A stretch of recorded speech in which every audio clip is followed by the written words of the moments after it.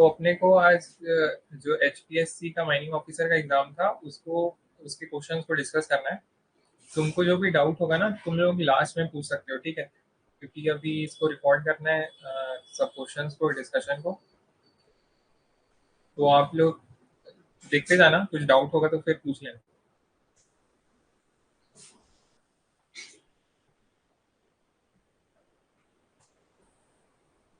तो देखो ये था क्वेश्चन पेपर, और इसमें टोटल नंबर ऑफ क्वेश्चंस 100 थे। तो स्टार्ट करते हैं। बेसिकली इसमें थ्योरी क्वेश्चंस थे ज़्यादातर, और एक एक और एक के न्यूमेरिकल क्वेश्चन थे। तो स्टार्ट करते हैं।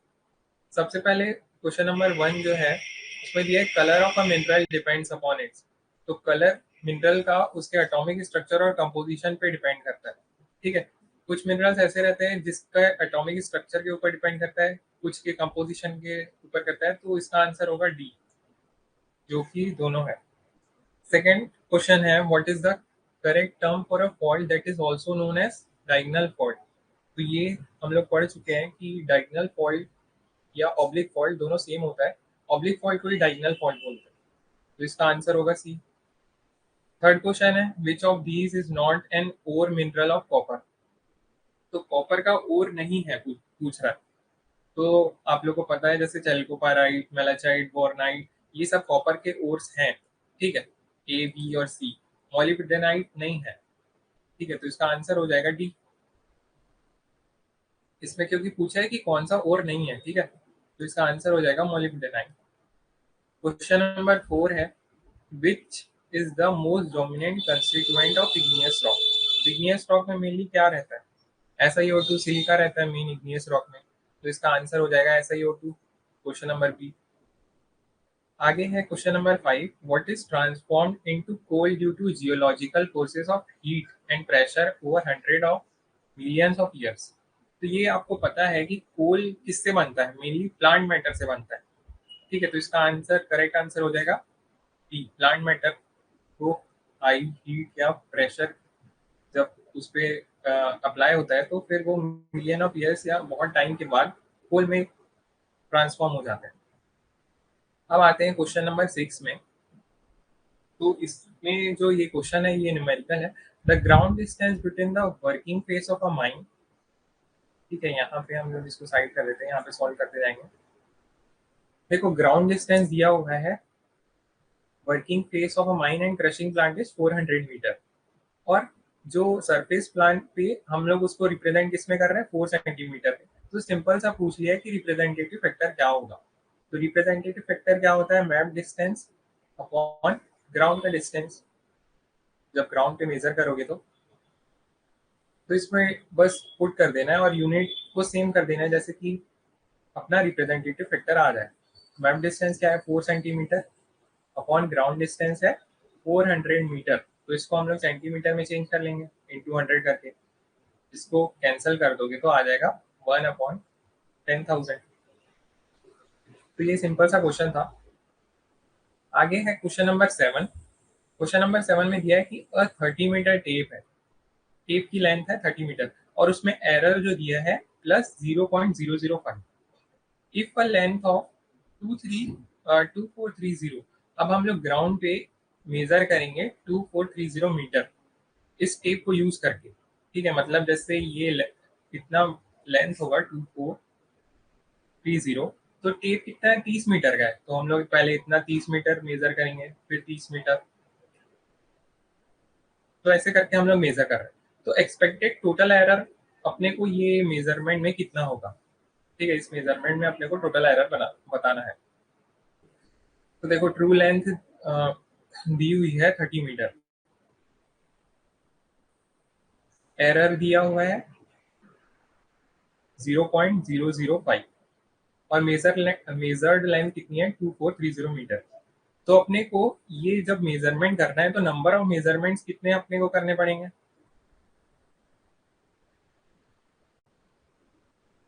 2430 को हम लोग 30 से डिवाइड कर लेंगे, तो इतने बार अपने को टेप से मेजर करना पड़ेगा जब ये टोटल डिस्टेंस मेजर कर रहे हैं। तो अपने को 81 टाइम्स मेजर करना पड़ेगा। अब एक्सपेक्टेड एरर तुम लोग बता सकते हो इसमें से कितना आएगा?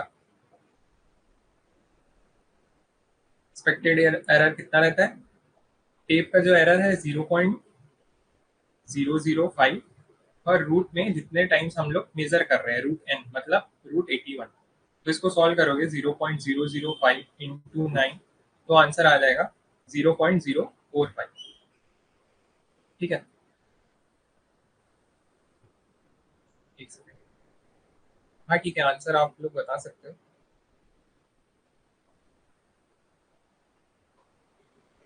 हाँ ठीक है, वॉइस ब्रेक होगा ना या स्क्रीन नहीं शेयर होगा तो मेरे को बता देना चाहिए। आगे देखते हैं क्वेश्चन नंबर 8। 8 पे क्वेश्चन में क्या दिया है? एक एरिया है 100 मीटर स्क्वायर का। देखो क्वेश्चन इसको अच्छे से पढ़ना ना। An area of 100 metre square is measured on a plan. अब एक जो प्लान है, मतलब जो मैप, प्लान में जो हम लोग मेजर करें, तो प्लान में जो मेजर कर रहे हैं ना वो है 100 मीटर स्क्वायर, और उस प्लान का आर एफ दिया हुआ है 1/1000। अगर बोल रहा है आर एफ 1/2000 होता, तो एरिया वही जो हम लोग प्लान पे मेजर करते हैं। ठीक है, यहाँ पे समझने वाली बात है कि जो प्लान पे मेजर करते हैं उसका एरिया कितना होता। तो तुम लोग इसमें क्या सोच सकते हो कि फर्स्ट कंडीशन दी हुई है और फिर एक सेकंड कंडीशन दी हुई है, तो हम लोग क्या करेंगे, फर्स्ट कंडीशन से ग्राउंड डिस्टेंस, ग्राउंड का जो एरिया है वो निकालेंगे, क्योंकि ग्राउंड का एरिया तो कांस्टेंट ही रहेगा। ठीक है, ग्राउंड का एरिया कांस्टेंट रहेगा ना। सेकंड में बस हम लोग दूसरा प्लान चेंज कर रहे हैं जिसका आर एफ दूसरा है। तो इसको कैसे सॉल्व करेंगे, देखो हम लोग यहाँ पे दो कंडीशन लिख लेते हैं, इस साइड सॉल्व कर लेते हैं इसको। देखो कंडीशन 1 और कंडीशन 2, तो इसमें जो है मैप एरिया दिया हुआ है 100 मीटर स्क्वायर, और आर एफ दिया हुआ है 1/1000। तो ग्राउंड एरिया का अपने को डिस्टेंस निकालना है, तो क्या करेंगे, मैप का एरिया अपॉन ग्राउंड एरिया, मैं जी मान ले रहा हूँ, is equal to R F का स्क्वायर, क्योंकि एरिया है। ठीक है, तो जो आर एफ दिया रहेगा इसका स्क्वायर करेंगे। यहाँ से अगर ग्राउंड का एरिया तुम लोग निकालोगे तो आ जाएगा 10⁸ ठीक है, यूनिट क्या आएगा, मीटर स्क्वायर। अब कंडीशन 2 दी हुई है, आर एफ दिया हुआ है 1/2000। तो यहाँ से अपने को मैप एरिया निकालना है सेकंड कंडीशन। तो हम लोग कैसे निकालेंगे, वैसे ही जैसे यहाँ पे ये यूज किया ना, तो map area upon ground area, ground area हम लोग निकाल चुके हैं 10⁸ is equal to R F का स्क्वायर। तो आर एफ है 1/2000 इसका स्क्वायर। तो यहाँ से मैप एरिया जब निकालोगे ना तो सॉल्व करोगे तो आ जाएगा 10⁸ 8/4 इंटू 10⁶। ठीक है, मैंने इसको स्क्वायर कर दिया और 10 की पावर को अलग से लिख दिया, तो ये आ जाएगा 100/4 मतलब 25 मीटर स्क्वायर। ठीक है, तो आंसर इसका हो जाएगा सी। आगे देखते हैं क्वेश्चन नंबर 9। क्वेश्चन नंबर 9 में दिया है मैग्नेटिक बियरिंग दी हुई है लाइन ए बी की। ठीक है, मैग्नेटिक बियरिंग दी हुई है। अब हम लोग इसको कैसे सॉल्व करेंगे, देखो मान लो मैं ये बना रहा हूँ नॉर्थ साउथ ईस्ट वेस्ट। आगे दिया है magnetic declination is 7 degree east, east की तरफ पे मैग्नेटिक डिक्लिनेशन है। ठीक है, तो ये मैं बना देता हूँ मैग्नेटिक नॉर्थ 7 डिग्री। ठीक है, ये भी 7 डिग्री होगा, और ये मैग्नेटिक साउथ, और यहाँ पे अगर इसको ड्रॉ कर लोगे पूरा तो यहाँ पे मैग्नेटिक ईस्ट आ जाएगा, मैग्नेटिक वेस्ट।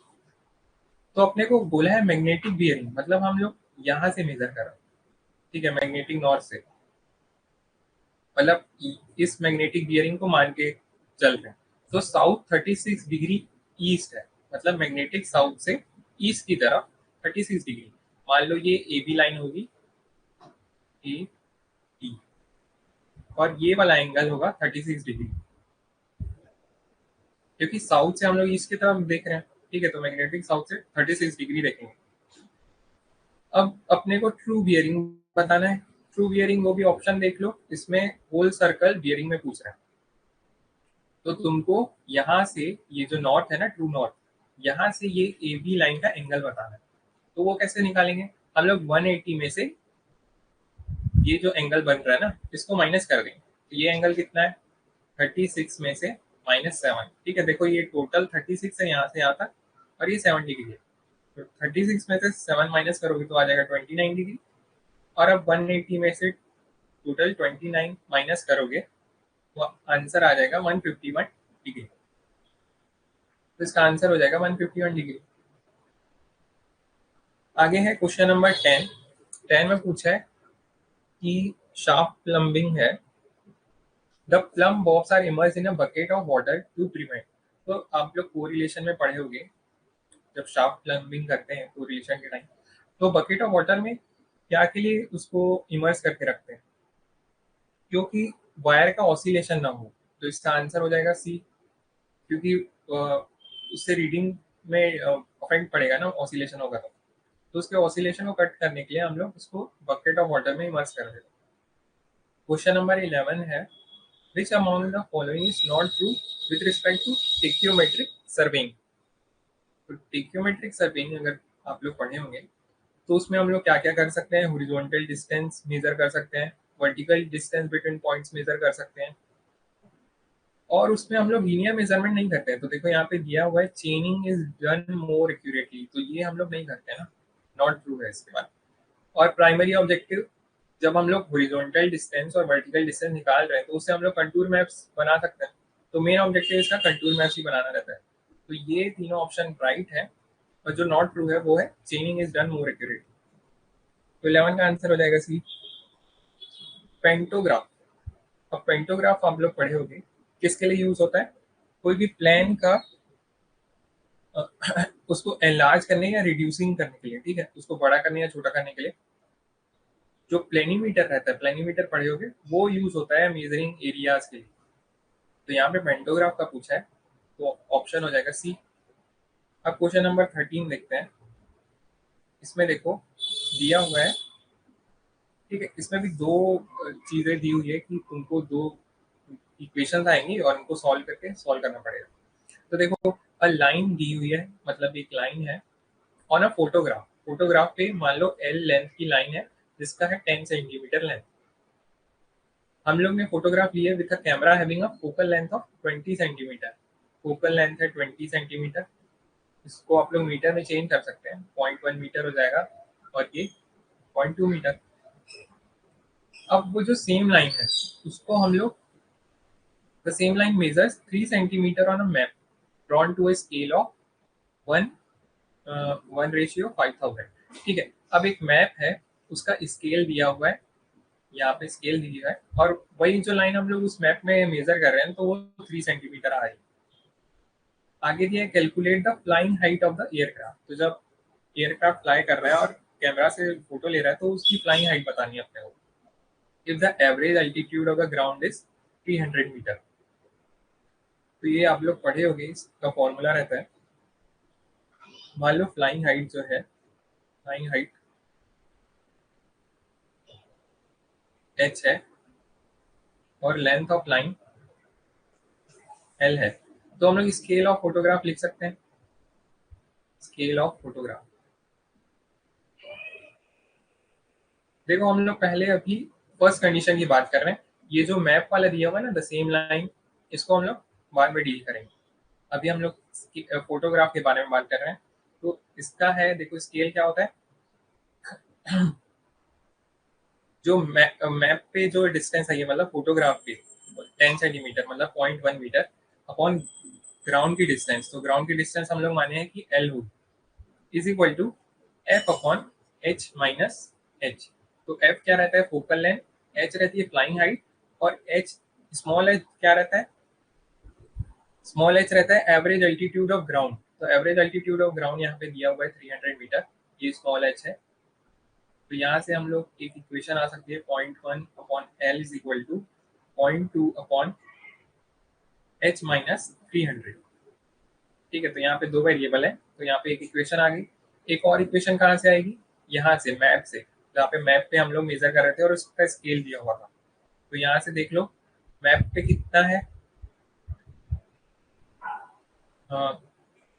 मैप पे डिस्टेंस है 3 सेंटीमीटर, तो 0.03 अपॉन ग्राउंड डिस्टेंस हम लोग ने माना है L, is equal to scale दिया हुआ है, देखो 1 अपॉन 5000। तो यहाँ से एल आप लोग निकाल सकते हो, 0.03 इंटू 5000, यहाँ से सॉल्व करोगे तो आ जाएगा 150 मीटर। अब ये एल आ गया, इसमें डाल दो, वहाँ से कैपिटल एच निकाल सकते हो आप लोग। तो यहाँ पे पुट कर देंगे 0.1 upon 150 is equal to 0.2 upon H minus 300। यहाँ से सॉल्व करने पे H minus 300 is equal to 0.2 into 150 upon 0.1। तो यहाँ से पॉइंट कैंसिल कर दो और ये हो जाएगा 300, 300 प्लस 300 आ जाएगा 600। पर देखो इसमें ऑप्शन में 600 नहीं दिया है। देखो ये सेम क्वेश्चन एक गोरई का है, तुम लोग एक गोरई में भी आप लोग मतलब एक गोरई में देखोगे तो आपको मिल जाएगा। तो वहां पे जो दिया हुआ है ना, वहां पे ये जो स्केल दी हुई है 1:50,000 की दी हुई है। तो उसके हिसाब से अगर आंसर निकालोगे तो आ जाएगा 3300, जो कि आंसर की में दिया हुआ है। पर यहाँ पे 5000 लोगे तो आंसर यहाँ पे 600 आ जाएगा। ठीक है, तो कंफ्यूज मत होना। मेथड पे आप लोग मतलब जो फॉर्मूला रहता है और आप अपने पे कॉन्फिडेंस रखना कि सही रहेगा। आगे question number 14, what is the purpose of compensator in total station. तो इसका क्या रहता है, कंपेंसेटर क्यों लगे रहते हैं टोटल स्टेशन में। जो भी टिल्टिंग या लेवलिंग के कारण एरर आते हैं ना, उनको काउंटर एक्ट करने के लिए, ठीक है, तो उसको कंपेंसेट करने के लिए। तो इसका आंसर क्या हो जाएगा, to counteract for errors caused by tilting और लेवलिंग। क्वेश्चन नंबर 15 है, which of the following is the primary component responsible for measuring angles in a total station.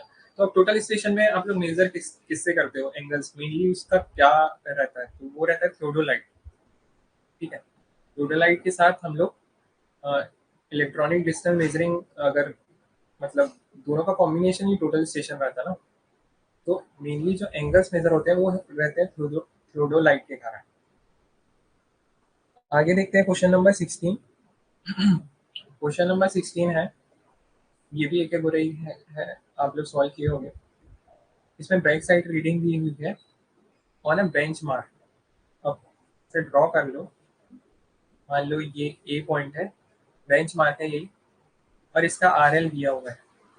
ठीक है, ये सी लेवल होगा मान लो, यहाँ से आर एल दिया हुआ है 105 मीटर। अब उसकी बैक साइड रीडिंग दी हुई, मान लो यहाँ पे कहीं पे एक इंस्ट्रूमेंट होगा और यहाँ पे हम लोग स्टाफ लगाए, तो यहाँ की बैक साइड रीडिंग आ रही है 2.5 मीटर।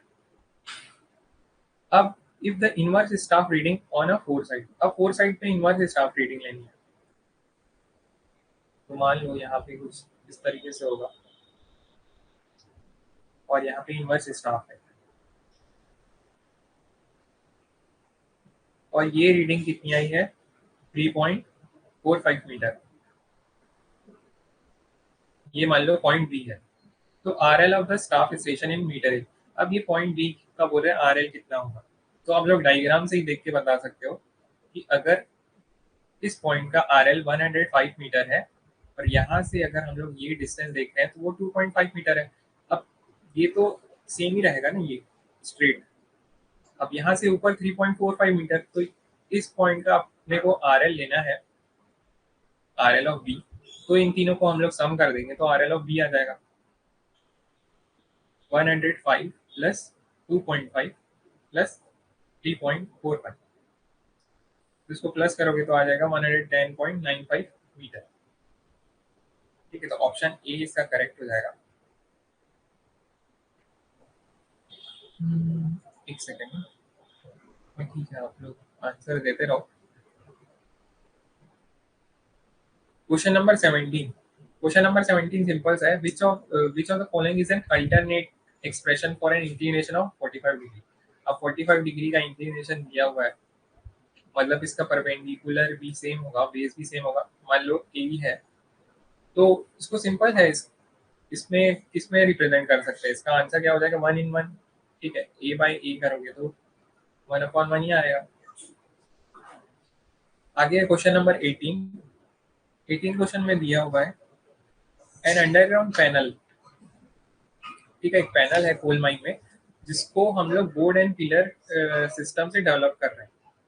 पिलर साइज उसका दिया हुआ है 35 मीटर सेंटर टू सेंटर। ठीक है, ये सेंटर टू सेंटर है, ये ध्यान रखना। And the adjacent galleries are 6 metre wide.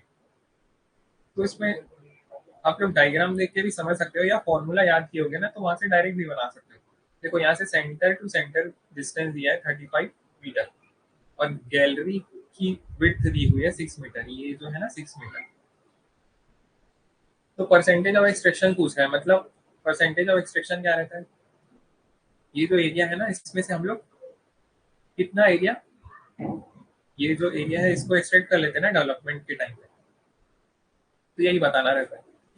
इसमें देखो परसेंटेज ऑफ एक्सट्रैक्शन को आर से डिनोट कर रहा हूँ मैं। तो एक्चुअल जो एक्चुअल जो लेंथ है पिलर की या एज है, वो क्या है, ये देखो टोटल 35 है, इसमें से अगर गैलरी विड्थ 6 माइनस कर दोगे तो कितना आ जाएगा, 35 माइनस 6 इज इक्वल टू 29। तो ये जो एक्चुअल एज की लेंथ है वो है 29 मीटर, और ये 35 था। तो देखो 35 स्क्वायर ये वाला एरिया हो जाएगा, इसमें से हम लोग ये जो पिलर का एरिया है ये माइनस कर देंगे 29 का स्क्वायर, और टोटल एरिया कितना है 35 का स्क्वायर, विथ रिस्पेक्ट टू हम लोग टोटल एरिया ही बता रहे हैं, इंटू 100। तो ये हो जाता है percentage of extraction.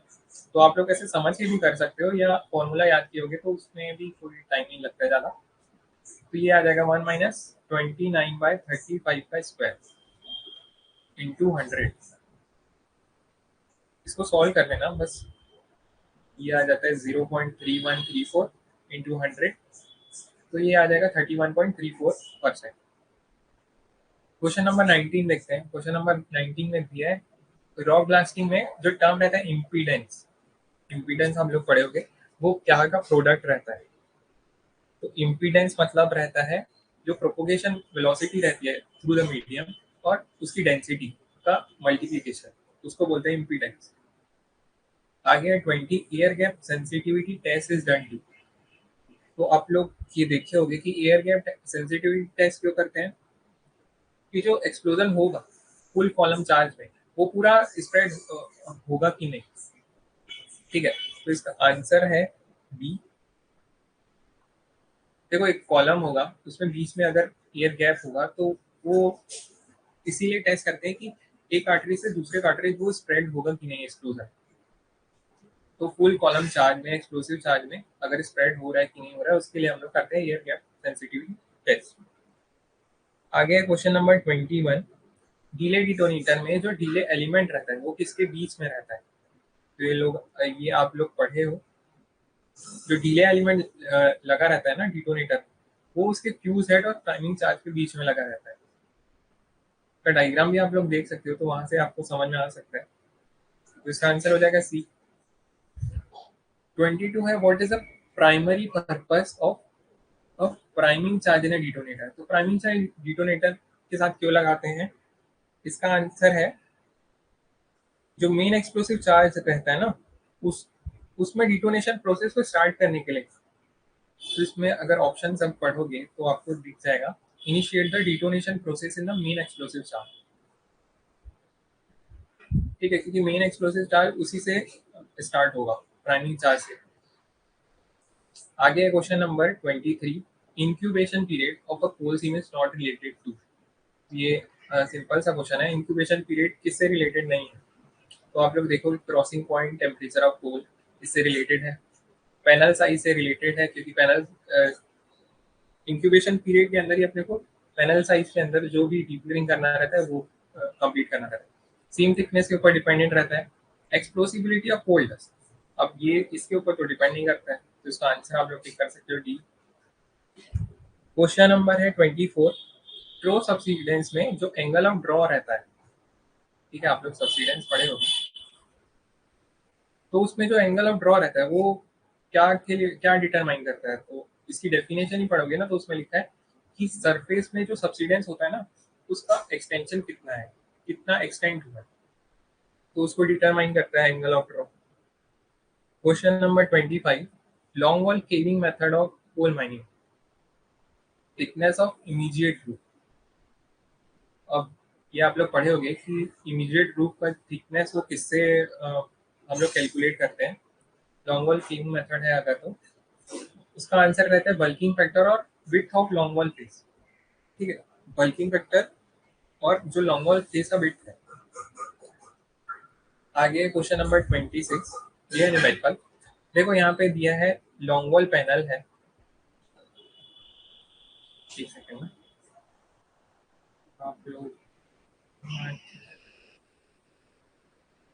Long wall panel है, फेस हाइट है उसका 3.5 मीटर, ठीक है। तो आप लोग ऐसे डायग्राम भी बना सकते हो।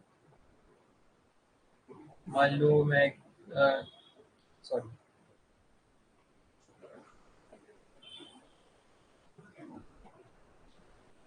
3.5 मीटर इसका हाइट है, 3.5 मीटर फेस का, फेस लेंथ है 180 मीटर, तो इसकी लेंथ ले लो 180 मीटर है।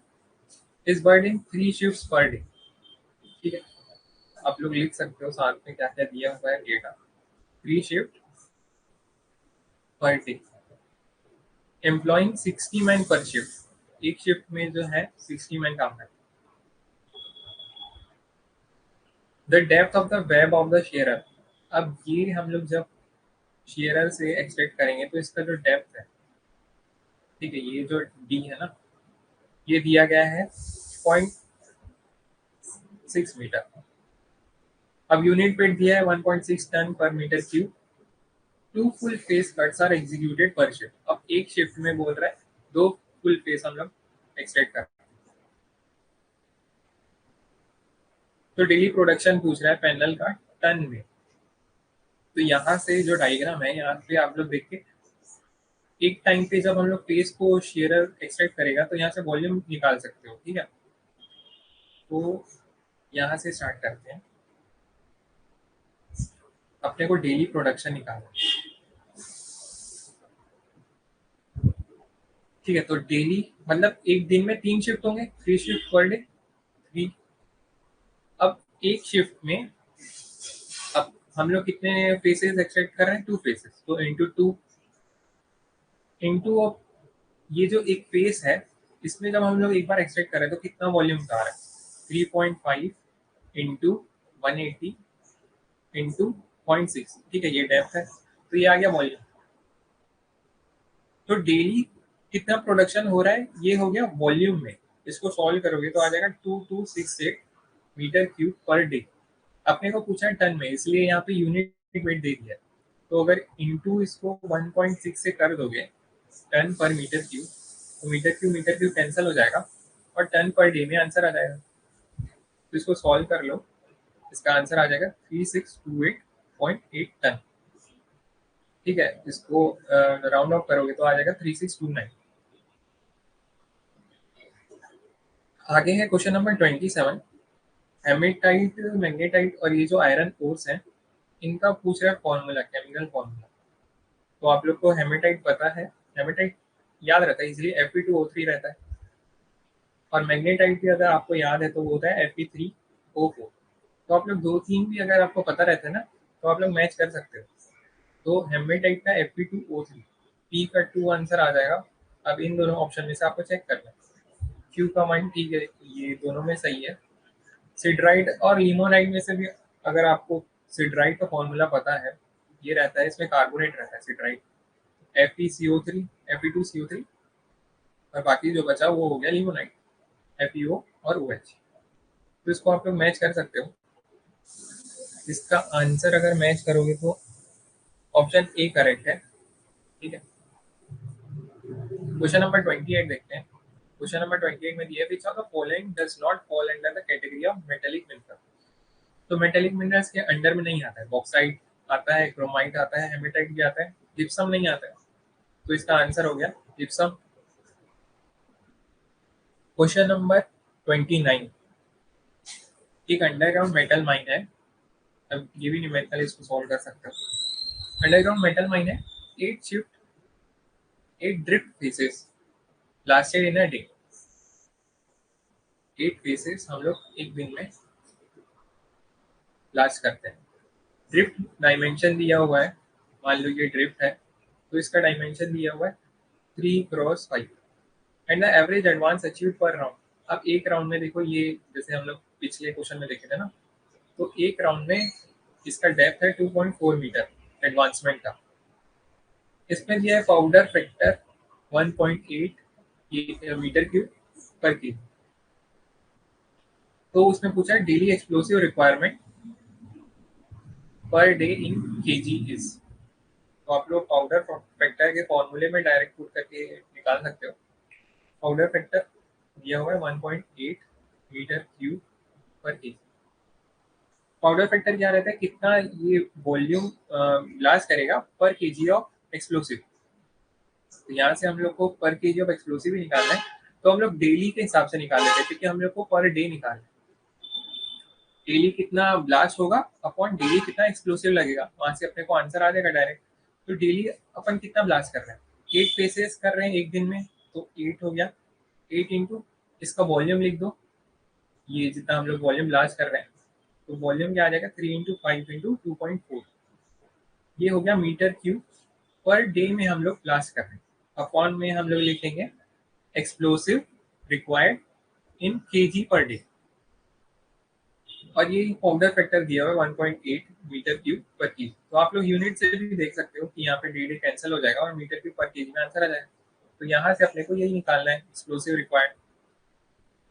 एक्सप्लोसिव यहाँ पे सॉल्व कर लोगे ना, बस इसको इंटू कर देना और 1.8 से डिवाइड कर देना, तो आ जाएगा 160 केजी पर डे। तो ये डेली रिक्वायरमेंट है उनके माइंड की एक्सप्लोसिव की। इसका आंसर हो जाएगा ऑप्शन बी। अब क्वेश्चन नंबर 30 दिया है, शाफ्ट सिंकिंग अगर सॉलिड रॉक में है तो उसका प्रॉपर ऑर्डर क्या है। तो ये आप लोग पढ़े होंगे। इसका सबसे पहले कोलरिंग करते हैं, फिर ड्रिलिंग ब्लास्टिंग होती है, फिर कैक्टस ग्रैब को डिप्लॉय करेंगे, फिर रॉक बोल्टिंग होती है और उसके बाद लास्ट में ब्रिक होलिंग। तो ये आप इसको सीक्वेंस टिक कर सकते हो। इसका आंसर हो जाएगा सी। क्वेश्चन नंबर 31 है, which of the following method of mining is applicable only to metal mining. अब ये है कि सिर्फ मेटल माइनिंग में कौन सा मेथड एप्लीकेबल रहता है। तो बोर्ड एंड पिलर कोल का है, हाई वॉल माइनिंग कोल का है, लॉन्ग वॉल माइनिंग कोल का है। तो इसमें आप लोग डिलीट करके टिक कर सकते हो कि सब लेवल केविंग होना चाहिए मेटल माइनिंग में। ठीक है, ओनली एप्लीकेबल दिया है मेटल माइनिंग में। क्वेश्चन नंबर 32 में अपने को मैच करना है, तो यहाँ से आप लोग कर सकते हो room and pillar. Room and pillar में हम लोग पिलर छोड़ देते हैं, नेचुरली सपोर्टेड रहता है वो। श्रिंकेज स्टोपिंग हम लोग पढ़ चुके हो कि वो आर्टिफिशियली सपोर्टेड रहता है। सब लेवल केविंग है, केविंग में हम लोग सपोर्ट नहीं करेंगे, ठीक है, तो ये रहेगा अनसपोर्टेड। और स्क्वायर सेट स्टोपिंग आप लोग पढ़े होगी, बहुत कॉस्टली मेथड रहता है। और उसमें क्यों कॉस्टली रहता है, क्योंकि अपने को उसमें बहुत सारा सपोर्ट देना पड़ता है। तो इसको अगर आप लोग मैच करके आंसर देखोगे तो आंसर आएगा क्वेश्चन ऑप्शन बी। ठीक है, 1 का सी, 2 का ए और 3 का डी और 4 का सी, 4 का बी। क्वेश्चन नंबर 33 भी मैच का कॉलम है। ठीक है, इसको मैच करोगे ना तो आंसर आएगा बी। आंसर क्यों आएगा बी, देखो देख लो, एक बार चेक कर लो। ड्रॉ पॉइंट जो रहता है वो क्या रहता है, a place where ore can be loaded and remove. ठीक है, उस प्लेस से हम लोग ओर को लोड या रिमूव कर सकते हैं, तो उसको बोलते हैं ड्रॉ पॉइंट। और पास किसको बोलते हैं, जो एक वर्टिकल या inclined opening use for transferring ore. Ore को ट्रांसफर करने के लिए हम लोग ओर पास यूज करते हैं। ग्रिजली आपको पता है, ग्रिजली इसके लिए रहता है ओवर साइज रॉक को पास होने से रोकने के लिए। तो ये इसका आर का हो जाएगा 1, that prevents over size rock to pass. और फिंगर रेस, फिंगर रेस आप लोगों को पता है कि सिस्टम ऑफ वर्टिकल और near vertical opening for transferring ore, ये भी ओर ट्रांसफर करने के लिए रहता है, पर from levels to main ore pass. ठीक है, तो ये हो गया फिंगर रेस। तो इसका ऑप्शन हो गया ऑप्शन बी।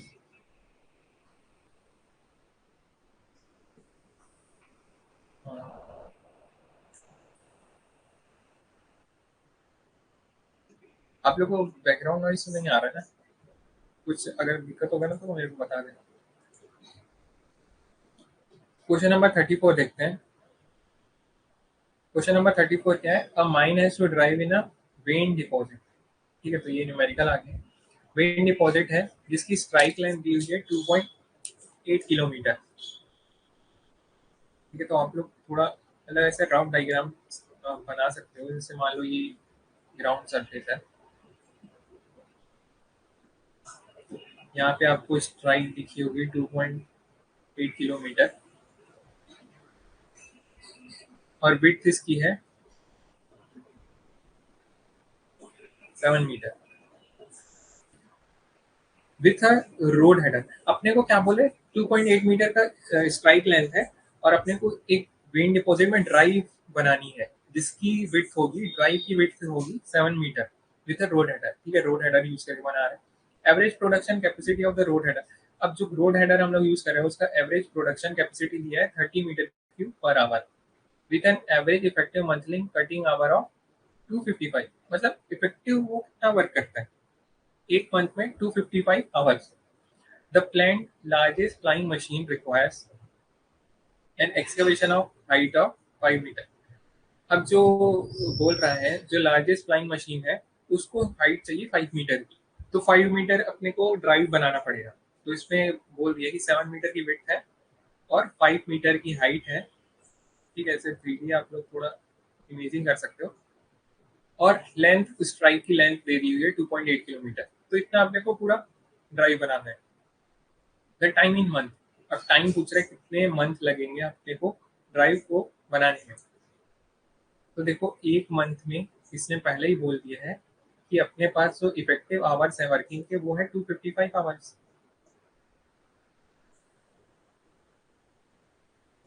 ठीक है, प्रोडक्शन इसका दिया हुआ है, जो प्रोडक्शन कैपेसिटी है इसकी 30 मीटर क्यूब पर आवर। तो ये एक मंथ में 255 आवर्स है। तो एक मंथ में ये कितना मीटर क्यूब एक्सकेवेट कर सकता है 255 इंटू 30 मीटर क्यूब। ठीक है, ये एक मंथ में ये एक्सकेवेट कर सकता है। अब यहाँ से आप लोग वॉल्यूम निकाल सकते हो, जैसे डायग्राम देखिए वॉल्यूम कितना आ जाएगा 5 इंटू 7। ठीक है, ये हाइट है, ये इसका विड्थ था जो पहले दिया था 7 मीटर इंटू लेंथ 2.8। ठीक है, ये 2.8 किलोमीटर में दिया है। यहाँ पे ध्यान रखना यूनिट रखना चाहिए, यहाँ पे इंटू 1000 करोगे तो इतना मीटर क्यूब होता है। ठीक है, अपने को इतना एक्सकेवेट करना है और वो एक मंथ में इतना एक्सकेवेट कर सकता है। तो आप लोग टोटल नंबर ऑफ मंथ्स अगर निकालोगे तो डायरेक्ट डिवाइड कर देना नंबर ऑफ मंथ्स।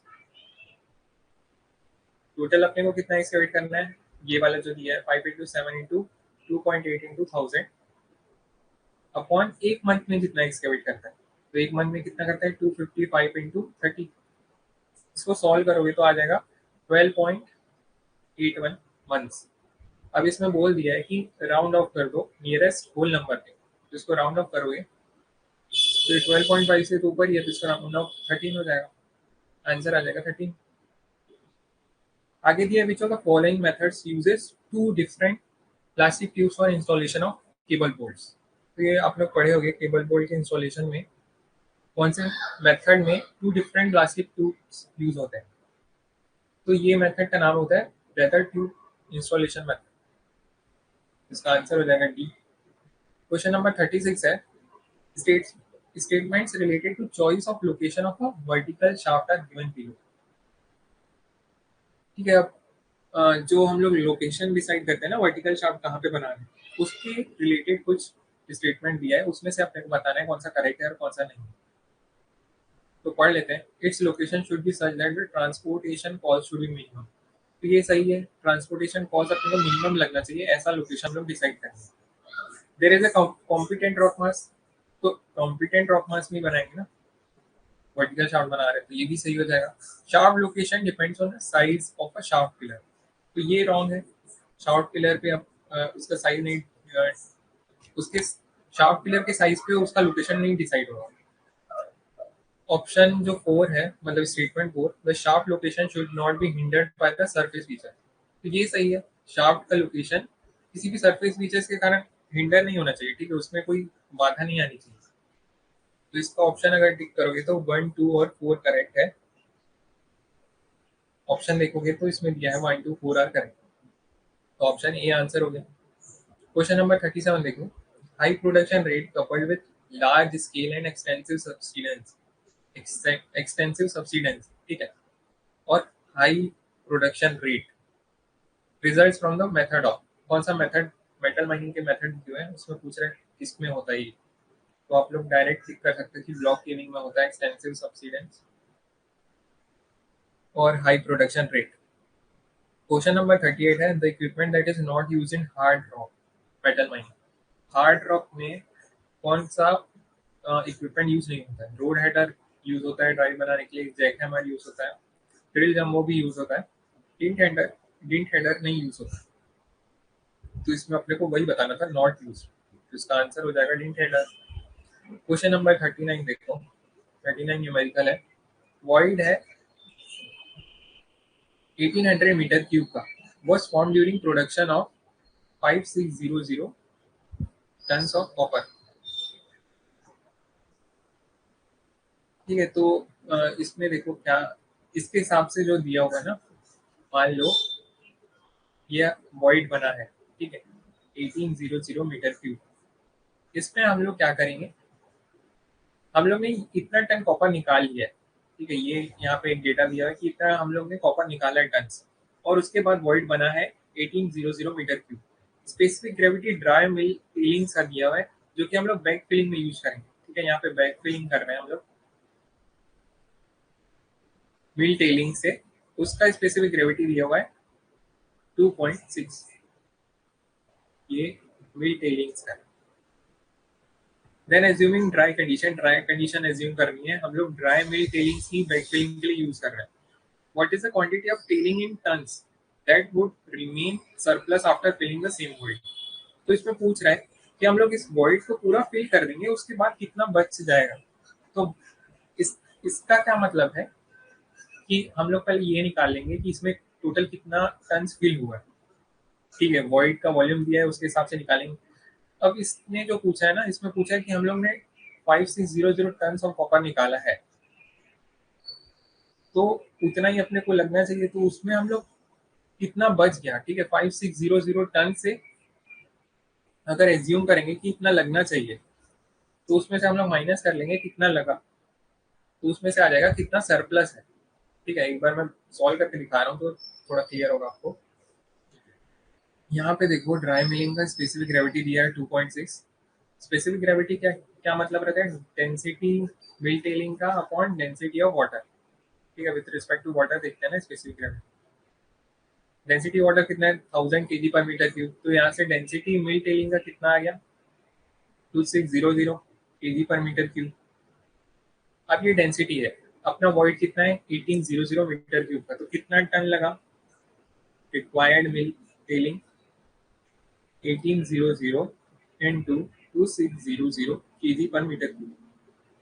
ठीक है, ये मीटर क्यूब वॉल्यूम है, कैंसिल हो जाएगा, केजी में आ जाएगा। इसको 1000 से डिवाइड कर देना तो टन्स में आ जाएगा, वो आ जाएगा 4680 टन्स। ठीक है, तो इस क्वेश्चन के हिसाब से क्या मतलब है इसका, कॉपर हम लोग निकाल रहे हैं 5600 टन्स, और हम लोग मिल टेलिंग्स कितना उसमें फिल किए हैं 4680 टन्स, तो अपना सरप्लस कितना बच जाएगा टेलिंग। तो इसमें से अगर 5600 में से माइनस कर दोगे 4680, तो आंसर आ जाएगा 920 टन्स। तो इसमें ऑप्शन में आंसर की में आंसर 920 टन्स। क्वेश्चन नंबर 40 है statements related to the context of permanent lining of shaft. अब जो शाफ्ट में परमानेंट लाइनिंग करते हैं ना, उसके रिस्पेक्ट में कुछ स्टेटमेंट दिए, तो बताना है कौन सा करेक्ट है कौन सा रॉन्ग है। तो इसको पढ़ के देखते हैं। Permanent lining is not required where the shaft sides are very strong and competent. तो ये बात सही है, जहाँ पे स्ट्रॉन्ग रहेंगे शाफ्ट साइड, वहाँ पे परमानेंट लाइनिंग रिक्वायर्ड नहीं रहती। सेकेंड है the shaft lining in general is constructed from top to bottom. तो ये भी सही है, टॉप से हम लोग बॉटम की तरफ बनाते हैं शार्प लाइनिंग को। Only brick is use as permanent lining, तो ये रॉन्ग है, सिर्फ ब्रिक ब्रिक नहीं यूज होता है। Short grid is also a type of permanent lining, तो ये सही है, शॉर्ट ग्रिड को भी हम लोग परमानेंट लाइनिंग की तरह यूज कर सकते हैं। तो इसको आंसर देखोगे तो इसका करेक्ट क्या हो जाएगा, 1 2 एंड 4। तो ऑप्शन में देख लो जो दिख रहा है 1 2 एंड 4। अब शाफ्ट कंस्ट्रक्शन के ऊपर कुछ स्टेटमेंट दिए हुए हैं।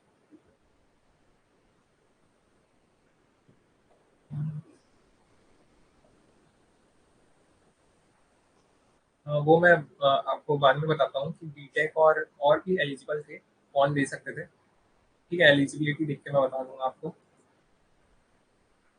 41 देखो क्वेश्चन दिए शाफ्ट कंस्ट्रक्शन के ऊपर, तो इसको पढ़ते जाओ। Cementation sinking method is use for weak and watery rock medium. तो ये ऑप्शन करेक्ट है। जब वाटरी या रॉक मीडियम या वीक होता है तो वहाँ पे सीमेंटेशन सिंकिंग मेथड यूज होता है। Grab is a common loading equipment use in shaft sinking. तो ये भी करेक्ट है। शाफ्ट सिंकिंग में लोडिंग इक्विपमेंट ग्रैब रहता है नाम उसका। Freezing method is a very common method of shaft sinking. तो ये रॉन्ग है। फ्रीजिंग मेथड कॉमन नहीं है इतना। Blasting can not be adopted for sinking shaft due to accumulation of water। तो ये भी रॉन्ग है। ठीक है, accumulation of water के कारण ब्लास्टिंग को अडॉप्ट नहीं कर सकते, ये रॉन्ग स्टेटमेंट। तो इसका आंसर देखोगे तो 1 और 2 ही राइट है। ठीक है, तो इसका आंसर हो गया डी। अब देखते हैं क्वेश्चन नंबर 42। तो ये न्यूमेरिकल है। एक क्रोमाइट ओर है, उसकी सेल्स वैल्यू दी हुई है। ठीक है, एक ओपन पिट माइन है, उसमें से हम लोग क्रोमाइट को निकाल, उसमें दिया है सेल्स वैल्यू 8,000 पर टन। ठीक है, इतना हम लोग सेल कर रहे हैं, सेलिंग प्राइस है। Cost of mining excluding stripping cost. Stripping cost को हम लोग अगर एक्सक्लूड कर रहे हैं तो जितना कॉस्ट अपने को लग रहा है पर टन ऑफ ओर में, वो है 3500 per tonne. The cost of stripping is ₹1200 per metre cube. अब स्ट्रिपिंग का कॉस्ट दिया है पर मीटर क्यूब, हम लोग ओवरबर्डन स्ट्रिप करेंगे तो उसका कॉस्ट दिया है 1200 per metre cube. Profit margin को अपने को जीरो एज्यूम करना है और अपने को बताना है break even stripping ratio in metre cube per ton. Break even stripping ratio का आपको फॉर्मूला याद होगा। क्या रहता है कि हम लोग पर टन ऑफ ओवर से कितना रिकवर कर पा रहे हैं, रिकवरेबल प्राइस पर टन, उसमें से हम लोग माइनस कर देंगे जो अपने को पर टन ओवर को प्रोडक्शन करने में जितना कॉस्ट लग रहा है। ठीक है, open cast production cost per ton of ore. ठीक है, ऊपर में ओर रहता है, अपने को ओर से कितना पैसा मिल रहा है उसमें हम लोग माइनस कर देंगे। एक सेकेंड,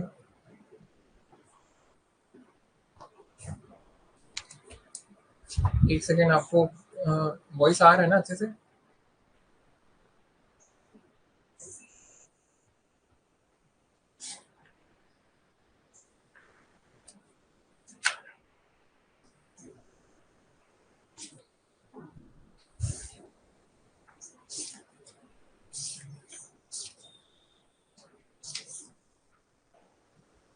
ठीक है, वॉइस आ रहा है तो टेम्पररी लाइनिंग तो कहा नहीं। अ, कौन से क्वेश्चन के बारे में पूछ रहे हो?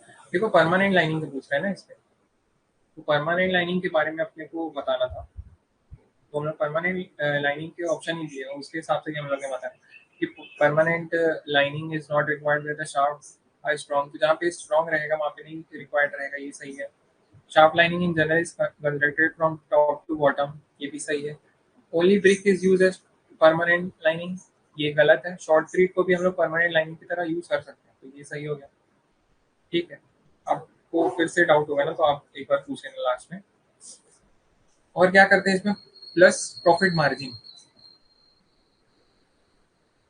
अपॉन में जो अपने को ओवरबर्डन या कॉस्ट ऑफ एक्सट्रैक्शन लगा है per metre cube of overburden. ठीक है, यहाँ पे लिख दो कॉस्ट ऑफ एक्सट्रैक्शन पर मीटर क्यूब ऑफ ओवरबर्डन। तो यहाँ पे अगर पुट करोगे वैल्यू, रिकवरेबल प्राइस अपना कितना है 8,000 पर टन, इसमें से माइनस कर दोगे प्रोडक्शन अपने को कॉस्ट कितना लग रहा है 3500 पर टन। प्रॉफिट मार्जिन अपना जीरो है, अपॉन में कॉस्ट ऑफ स्ट्रिपिंग कॉस्ट, जो स्ट्रिपिंग कॉस्ट कितना दिया है 1200 पर मीटर क्यूब। ठीक है, 1200। देखो ये सब क्या है, ऊपर में जो आएगा रुपीस पर टन। ठीक है, पर टन है ना ये, और नीचे में क्या आएगा मीटर क्यूब, नहीं रुपीस पर मीटर क्यूब। तो इसका यूनिट अगर देखोगे ना तो ये ऊपर जाके ऊपर चले जाएगा, मीटर क्यूब पर टन में आ जाएगा आंसर। ठीक है, स्ट्रिपिंग रेशियो जो रहता है वो मीटर क्यूब पर टन में रहता है, ब्रेक इवन स्ट्रिपिंग रेशियो। तो इसको सॉल्व करोगे तो आ जाएगा आंसर 3.75। तो इसमें ठीक कर सकते हो आप लोग ऑप्शन बी। आगे दिया है question number, in an open cast coal mine, match factor के बारे में पूछ रहा है इसमें। 8 trucks are assigned for 1 shovel, एक शावेल है उसके लिए 8 ट्रक्स असाइन हुए। द शावेल लोडिंग टाइम, जो शावेल का लोडिंग टाइम दिया है वो है 6 मिनट पर ट्रक, और ट्रक का जो साइकिल टाइम है वो है 22 मिनट। मैच फैक्टर पूछ रहे हैं। मैच फैक्टर क्या होता है, इसका आप लोग फॉर्मूला देखे होगे, या अगर समझ के भी बनाओगे ना तो वैसे भी बन जाएगा। नंबर ऑफ ट्रक्स इनटू, ऊपर में क्या रहता है, लोडर का साइकिल टाइम, लोडर मतलब यहाँ पे जो शावेल है, अपॉन में नंबर ऑफ लोडर्स, मतलब कितने शावल्स हैं। अगर एक से ज्यादा शावल है ना तो आप लोग ये यूज करके बना सकते हैं, ट्रक साइकिल टाइम। तो यहाँ पे पुट कर दो, नंबर ऑफ ट्रक्स कितने हैं 8, और शावेल का साइकिल टाइम है 6 minute, upon number of loaders, यहाँ पे तो शावेल बनी है, इनटू ट्रक का साइकिल टाइम है 22 मिनट्स। तो यहाँ पे आंसर आ जाएगा 48/22। इसको सॉल्व करें ना, आंसर आ जाएगा 2.18। तो यहाँ पे आंसर दिया है 2.1। आगे दिया है एक 18 मीटर क्यूब ड्रैग लाइन है, ड्रैग लाइन की जो बकेट है 18 मीटर क्यूब का, is deployed in an open OB bench. ठीक है, ओवरबर्डन के बेंच पे हम लोग डिप्लॉय किए हैं of an open cast mine, assuming it works for 50 days. अब इसमें डेटा ध्यान रखते जाना, 50 दिन के लिए ये काम कर रहा है, at a rate of 5 hours per shift, 3 shift per day. अब देखो क्या क्या दे दिया है, एक दिन में 3 शिफ्ट है और एक शिफ्ट में 5 घंटे हैं। ठीक है, और ये वर्क कितने दिन के लिए कर रहे हैं, 50 दिन के लिए। तो यहाँ से आप लोग टोटल आवर्स अगर लिखोगे, टोटल आवर्स कितना वर्क किया ये 50, ये 50 डेज हो गए। एक दिन में कितने शिफ्ट है, 3 शिफ्ट, और 3 शिफ्ट में एक शिफ्ट में कितना काम होता है, 5 आवर्स। तो ये आ गए टोटल आवर्स, ये ड्रैग लाइन जितना काम कर रहा है। With the cycle time, bucket fill factor and operating efficiency. अब 55 सेकेंड इसका साइकिल टाइम दिया है, बकेट फिल फैक्टर दिया है 0.8, और operating efficiency 80%। Total volume of overburden in metre cube handle by the drag line.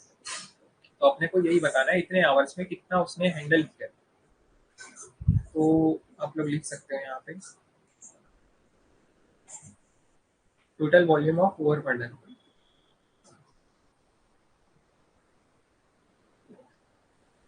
देखो साइकिल टाइम दिया है 55 सेकेंड में, तो हम लोग ये जो आवर्स है ना इसको भी सेकंड में चेंज कर लेते हैं। तो 50 × 3 × 5 ये टोटल आवर्स है, इसको मैंने सेकंड में चेंज किया इंटू 60 × 60, अपॉन में क्या करूंगा, साइकिल टाइम। ठीक है, इतने बार वो ड्रैग लाइन साइकिल्स कंप्लीट करेगा। ठीक है, नंबर ऑफ साइकिल आ जाएंगे इससे, ये जो नीचे है ना ये साइकिल टाइम है सेकेंड्स।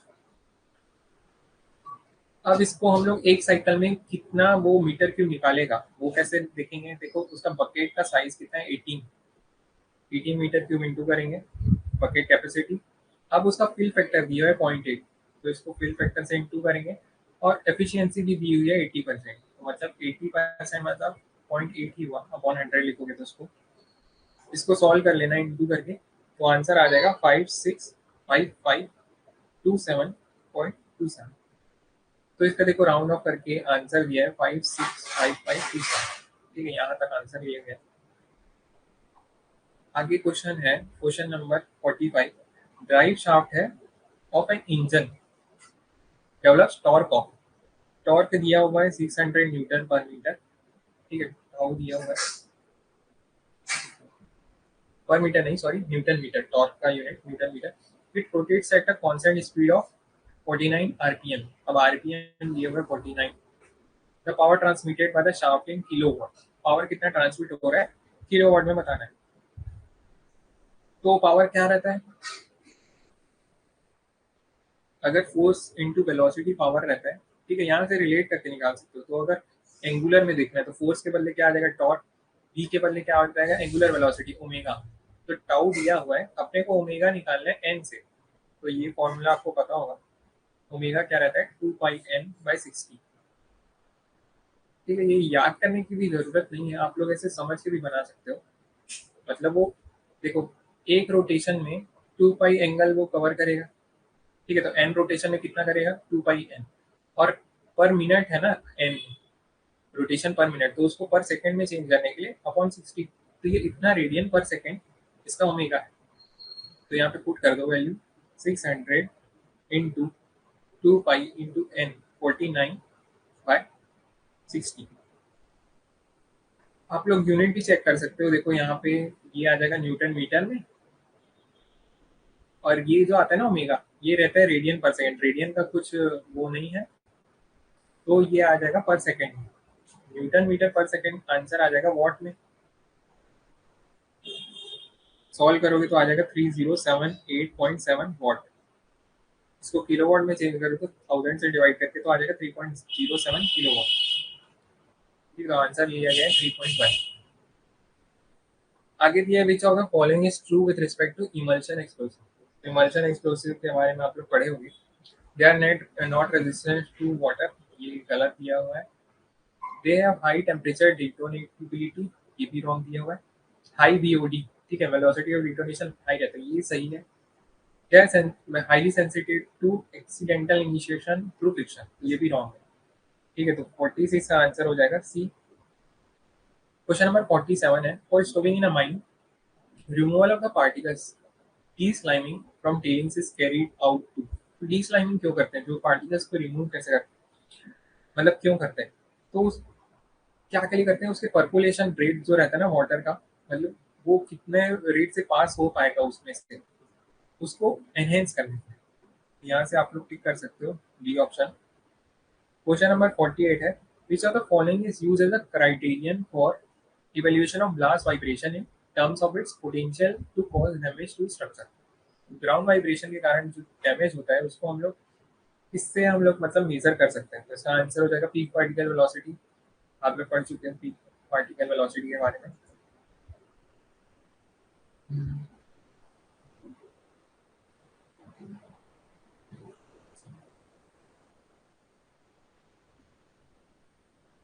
सेकेंड स्टेटमेंट कौन से क्वेश्चन के बारे में बोल रहे हैं? अच्छा ठीक है, आप लोग लास्ट में भी पूछ सकते हो, ठीक है।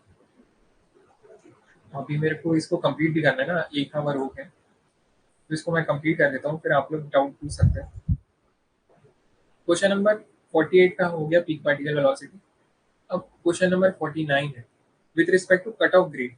कट ऑफ ग्रेड आपको डेफिनेशन पता है, मिनिमम ग्रेड, ठीक है, मिनिमम ग्रेड रहता है जो कि मिनरल का होना चाहिए to be economically mined and extracted, जिसको हम लोग इकोनॉमिकली माइंड और एक्सट्रैक्ट कर सकें, उसको बोलते हैं cut off grade.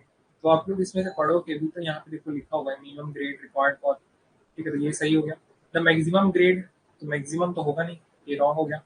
Material with grade above cut off grade is considered as waste, तो इसको हम लोग वेस्ट थोड़ी कंसीडर करते हैं, जो ग्रेड कट ऑफ ग्रेड से ऊपर होते हैं उसको ओवर कंसीडर करते हैं।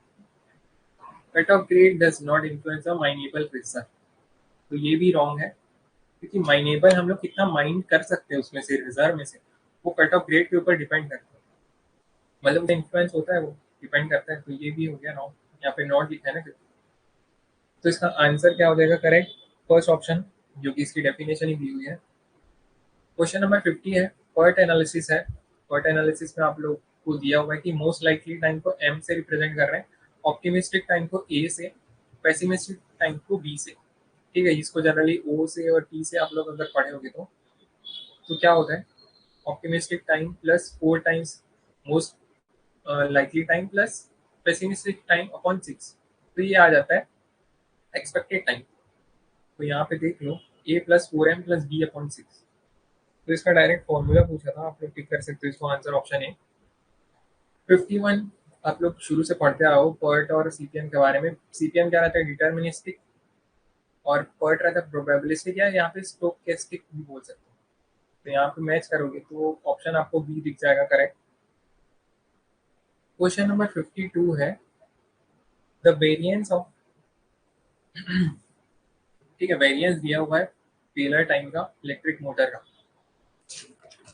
2500 आवर स्क्वायर। ठीक है, एक्सपोनेंशियल डिस्ट्रीब्यूशन है, तो एक्सपोनेंशियल डिस्ट्रीब्यूशन में वेरिएंस क्या होता है आप लोग को पता होगा, 1/λ² रहता है वेरिएंस। ये दिया हुआ है 2500 hour square. The expected mean time between failure in hours, expected mean time between failure, ET पूछ रहा है। तो ये क्या होता है 1/λ, आपको याद होगा। अब 1/λ² दिया हुआ है, यहाँ पे 1/λ निकालना है, तो इसका रूट ले लो, रूट ऑफ 2500 आ जाएगा 50। आंसर हो गया इसका 50 आवर। ठीक है, आगे है क्वेश्चन नंबर 53।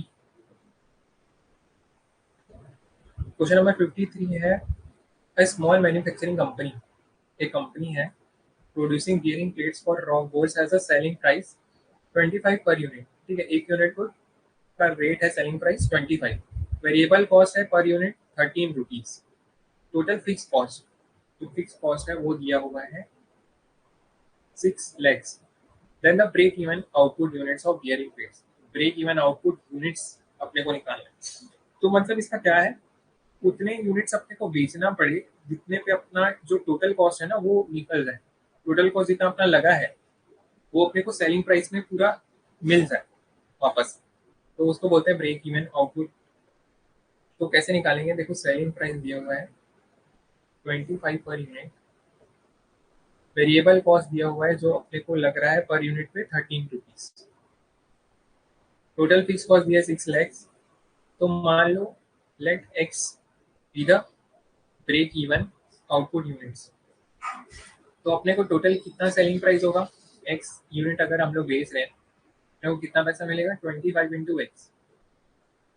इसको हम लोग इक्वल करेंगे जितना अपने को टोटल कॉस्ट लगा है, तो टोटल कॉस्ट एक तो फिक्स कॉस्ट और दूसरा वेरिएबल कॉस्ट।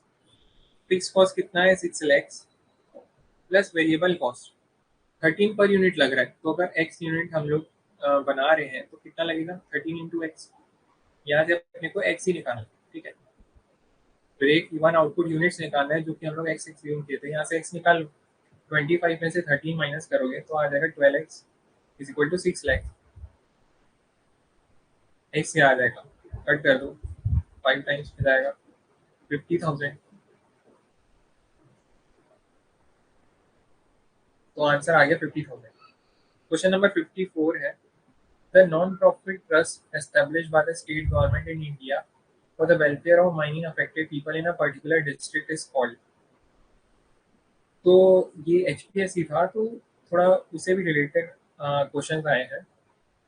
इसका आंसर हो जाएगा डिस्ट्रिक्ट मिनरल फाउंडेशन। ठीक है, ऐसा नहीं है, मतलब इसमें जैसे हरियाणा के बारे में भी कुछ क्वेश्चंस आएंगे, उसकी हिस्ट्री के बारे में, तो आगे आप लोग उसको देख सकते हो। तो इसका आंसर हो जाएगा डिस्ट्रिक्ट मिनरल फाउंडेशन, जो नॉन प्रॉफिट ट्रस्ट रहती है ना, स्टेट गवर्नमेंट जिसको बनाता है India, for the welfare of mining affected people in a particular district. कोई भी डिस्ट्रिक्ट में अगर माइनिंग अफेक्टेड पीपल है तो उनके लिए जो ट्रस्ट फाउंडेशन वो बनाएगा उसको बोलते हैं डिस्ट्रिक्ट मिनरल फाउंडेशन। आगे question number 55, the holder of a mining lease का होल्डर है, is not liable to pay any royalty in respect of any coal consumed by a workman engaged in a colliery if such consumption by the workman per month does not exceed। तो ये आप लोग पढ़े होंगे, इसका answer क्या होता है 1/3 ऑफ अ टन। ठीक है, तो आप लोग इसको पढ़ भी सकते हो सर्कुलर से ठीक है, तो इसका आंसर क्या है 1/3 ऑफ अ टन। ठीक है, इसको थ्योरी क्वेश्चन है इसलिए मैं इसको थोड़ा स्पीड में करा रहा हूँ। बेनेविस की rock mass rating consider the parameter. अब बेनेविस की का जो रॉक मास रेटिंग है आरएमआर सिस्टम, तो कौन कौन से पैरामीटर को कंसीडर करते हैं, तो कुछ दिया हुआ है आरक्यूडी, स्पेसिंग ऑफ जॉइंट्स, जॉइंट्स का condition, ground water condition and, तो एक और क्या रहता है यूसीएस, हम लोग पढ़े होंगे, यूनिएक्सियल कंप्रेसिव स्ट्रेंथ, तो आप लोग यहाँ से टिक कर सकते हो। रॉक मास रेटिंग दिया हुआ है रॉक का 55 आरएमआर, तो इसका क्लास क्या है पूछ रहे हैं। तो आप लोग अगर टेबल देखते होगे आरएमआर कहाँ से कहाँ तक रहता है, 0 से 100 तक। और इसमें कितने हम लोग रॉक क्वालिटी को कितना में डिवाइड करते हैं, 5 रहते हैं, ठीक है। सबसे पहले रहता है वेरी पुअर, उसके बाद फिर यहाँ से अगर आरएमआर बढ़ रहा है तो पुअर आएगा, लास्ट में क्या आएगा, सबसे वेरी गुड आएगा, उसके पहले क्या आएगा, गुड, और बीच में क्या आता है, फेयर। तो ये 20-20 में रहते हैं, ठीक है। अगर 100 को ये 0 to 100 रहता है ना, इसको हम लोग 5 पार्ट्स में डिवाइड करते हैं, तो 20 में डिवाइड करेंगे। वेरी पुअर क्या रहता है, 0 से 20, 21 से 40 तक रहता है पुअर, 41 से 60 तक रहता है फेयर, और 61 से 80 तक गुड, और 81 से 100 तक वेरी। तो इसमें पूछे 55, तो 55 देख लो, इसके बीच में आएगा, तो इसका आंसर हो जाएगा फेयर। इसको आप लोग टिक कर सकते हो, फेयर। आगे है question number 58। A piece of coal sample weights 12 kg in air. Air में हम लोग इसको बेक कर रहे हैं, कोल सैंपल है एक पीस, तो वो 12 kg आ रहा है। इमर्ज कर दे रहे हैं वाटर में और उसको बेक कर रहे हैं, तो वो आ रहा है 3 kg का। तो specific gravity of coal sample. तो ये अगर आपको डायरेक्ट अगर पता है स्पेसिफिक ग्रेविटी कैसे निकलता है इसमें, तो जो एयर में वेट रहता है और जितना वेट इमर्स करने पे रिड्यूस हो जाता है, ठीक है। वाटर में हम लोग अगर इमर्स कर रहे हैं ना, तो जितना रिड्यूस हो गया, तो यहाँ पे मैं लिख देता हूँ वेट रिड्यूस, तो वहां से डायरेक्ट स्पेसिफिक ग्रेविटी आ सकता है। आप लोग लिख सकते हैं यहाँ पे 12। अब कितना वेट रिड्यूस हुआ है, उसका एयर में है 12 और वाटर में 3 kg, तो कितना रिड्यूस हुआ, 12 - 3। यहाँ से सॉल्व कर लोगे तो आ जाएगा 12/9, 1.33। ठीक है। अगर आपको नहीं मतलब नहीं समझ में आ रहा है, तो आप लोग ऐसे भी बना सकते हो। जैसे कि देखो वाटर में है, ये हम लोग कोई सैंपल लगाए, तो इसमें एक फोर्स लगेगा, बॉइंट फोर्स, और एक इसका वेट के कारण फोर्स लगेगा। तो आर्किमिडीज प्रिंसिपल के हिसाब से आप लोग इसको बना सकते हो, ठीक है। ये सब क्वेश्चन एक एक गोरे में भी दिए हैं, आप लोग देख सकते हो। तो कितना है इसका वेट, 12 माइनस, अब इसमें बॉइंट फोर्स कितना लगेगा, जितना डेंसिटी ऑफ वाटर इंटू इसका जितना वॉल्यूम है into gravity, is equal to क्या करेंगे, जितना अपने को वाटर में वेट मिल रहा है, तो कितना मिल रहा है, 3। यहाँ से सॉल्व कर लो, रो डब्ल्यू को 1000 रख देना, तो यहाँ पे अपने को वॉल्यूम मिल जाएगा इसका, ठीक है। कोल सैंपल का वॉल्यूम कितना है, यहाँ से निकाल सकते हो, 9 × 10⁻³ मीटर क्यूब वॉल्यूम मिल गया है। अपने को वेट इसका पता है, तो हम लोग क्या निकाल सकते हैं इससे, density of coal sample, mass per unit volume, मास है 12 अपॉन वॉल्यूम है 9 × 10⁻³ तो ये आ जाएगा 1.33 इंटू 10⁻³ kg पर मीटर क्यूब। तो ये अपने को डेंसिटी मिल गई। अब स्पेसिफिक ग्रेविटी क्या रहती है, विथ रिस्पेक्ट टू डेंसिटी अपने को वाटर के हिसाब से बताना रहता है। स्पेसिफिक ग्रेविटी क्या हो जाएगी, density of coal sample upon density of water. यहाँ पे रख दो 1.33 इंटू 10⁻³ और डेंसिटी ऑफ वाटर कितना रहता है, 1000। ये कैंसिल हो गया, आंसर आ गया 1.33। ठीक है। आप लोग कैसे भी बना सकते हो, ये सिंपल रहता है कि स्पेसिफिक ग्रेविटी कैसे निकालते हैं, जितना एयर में वेट है ऑन जो वाटर में हम लोग इमर्स कर रहे हैं ना, तो कितना वेट रिड्यूस हो गया, वहां से डायरेक्ट आप लोग निकाल सकते हो, आंसर आ जाएगा 1.33। क्वेश्चन नंबर 55 है, अ रॉक स्पेसिफिन है 140 mm लेंथ का और उसका डायमीटर है 60 mm, subjected to uniaxial compressive loading. ठीक है, यूनिएक्सियल कंप्रेसिव लोडिंग होगी। दो स्ट्रेन गेज लगे, one axially and other radially. तो ये देखा ना, एक्सियली में कितना स्ट्रेन है और radially are attach to the specimen at the breaking load, two gauges read. अब ये वाली जो वैल्यू है ना, ये एक्सियल वाला रीड कर रहा है, और ये जो दूसरी वैल्यू दी है वो रेडियल वाली। तो बस मेन इसी का ध्यान रखना है, बाकी तो आपको क्या निकालना है, पॉइसन रेशियो। पॉइसन रेशियो क्या होता है, lateral strain upon longitudinal strain. आपको बस यही ध्यान रखना है कि ऊपर कौन सा रखना पड़ेगा और नीचे कौन सा रखना पड़ेगा। ठीक है, बाकी स्ट्रेन तो दिया हुआ है, देखो एक्सियल स्ट्रेन और रेडियल स्ट्रेन। तो एक्सियल वाला क्या रहता है, लॉन्गिट्यूडनल स्ट्रेन, तो उसको हम लोग नीचे रखेंगे 0.0075 नीचे, और जो रेडियल स्ट्रेन है वही है लेटरल स्ट्रेन, उसको ऊपर रखेंगे 0.0025। ये पॉइंट कट जाएगा, ये आ जाएगा 1/3, उसको पॉइंट में लिखोगे तो आ जाएगा 0.33। इसका आंसर हो गया 0.33, ऑप्शन ए 59 का ऑप्शन ए। क्वेश्चन नंबर 60 देखो।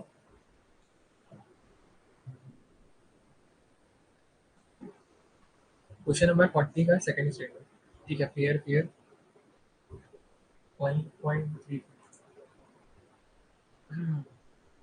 नहीं, इसका देखो lateral strain upon longitudinal strain करोगे ना तो आंसर आएगा 0.33। और आपने क्या बोला क्वेश्चन नंबर 40 का?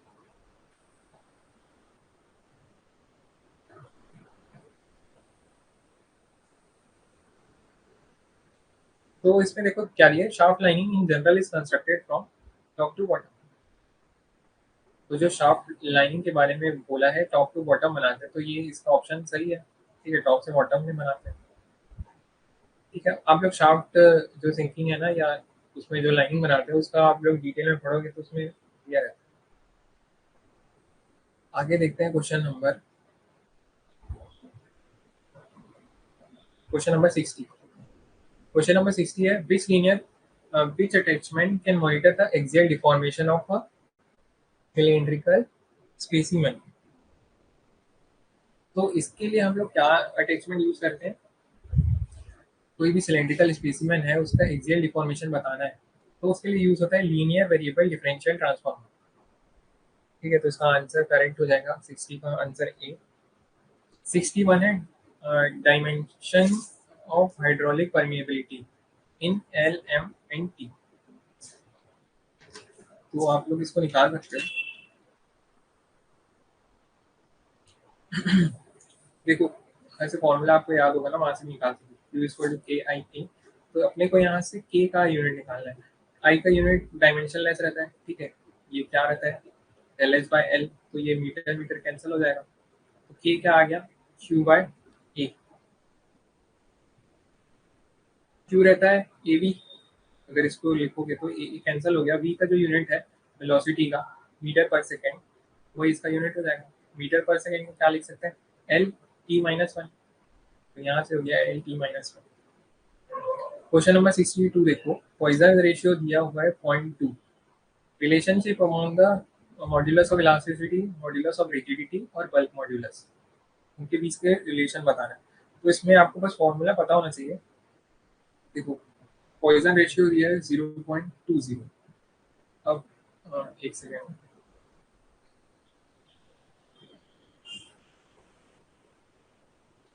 तो आपको फॉर्मूला पता है मॉड्यूलस ऑफ इलास्टिसिटी, और इन तीनों के रिलेशन क्या होता है, E is equal to 2g 1 plus mean is equal to 3k 1 minus 2। तो ये आपको याद होना चाहिए, ठीक है। इन तीनों को ये रिलेट करता है एक दूसरे के बीच। तो इसमें वैल्यू पुट करके देख लो, e is equal to 2g 1 plus 0.2 is equal to 3k 1 minus 2 into 0.2।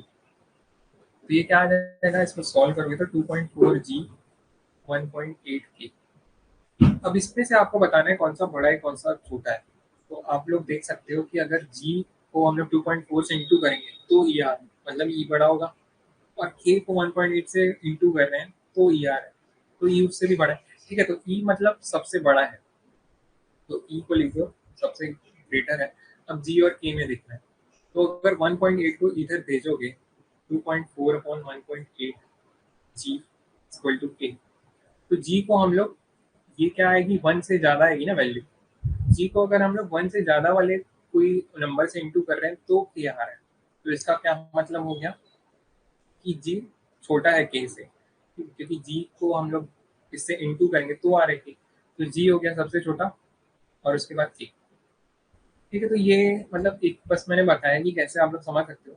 आप लोग दूसरे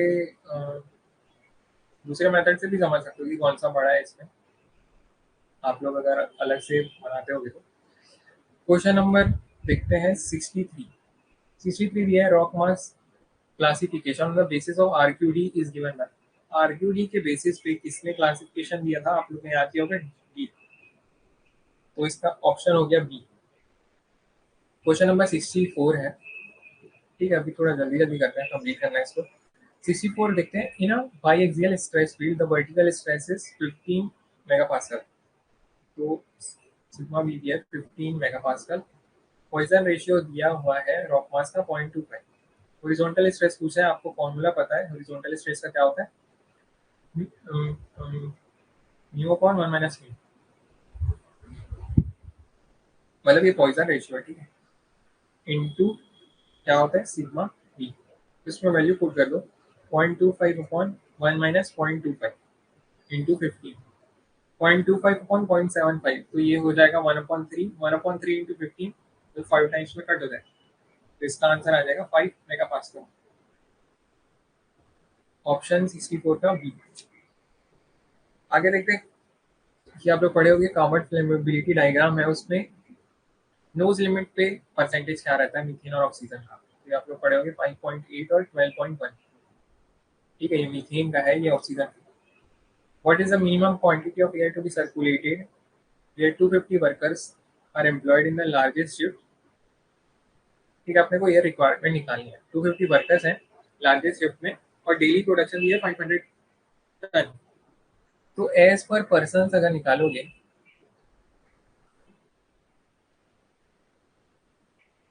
एज पर पर्सन 250 वर्कर्स हैं और एक वर्कर के लिए कितना चाहिए रहता है 6 मीटर क्यूब पर मिनट पर पर्सन, ठीक है, तो इंटू 6 करेंगे तो आ जाएगा 1500 मीटर क्यूब पर,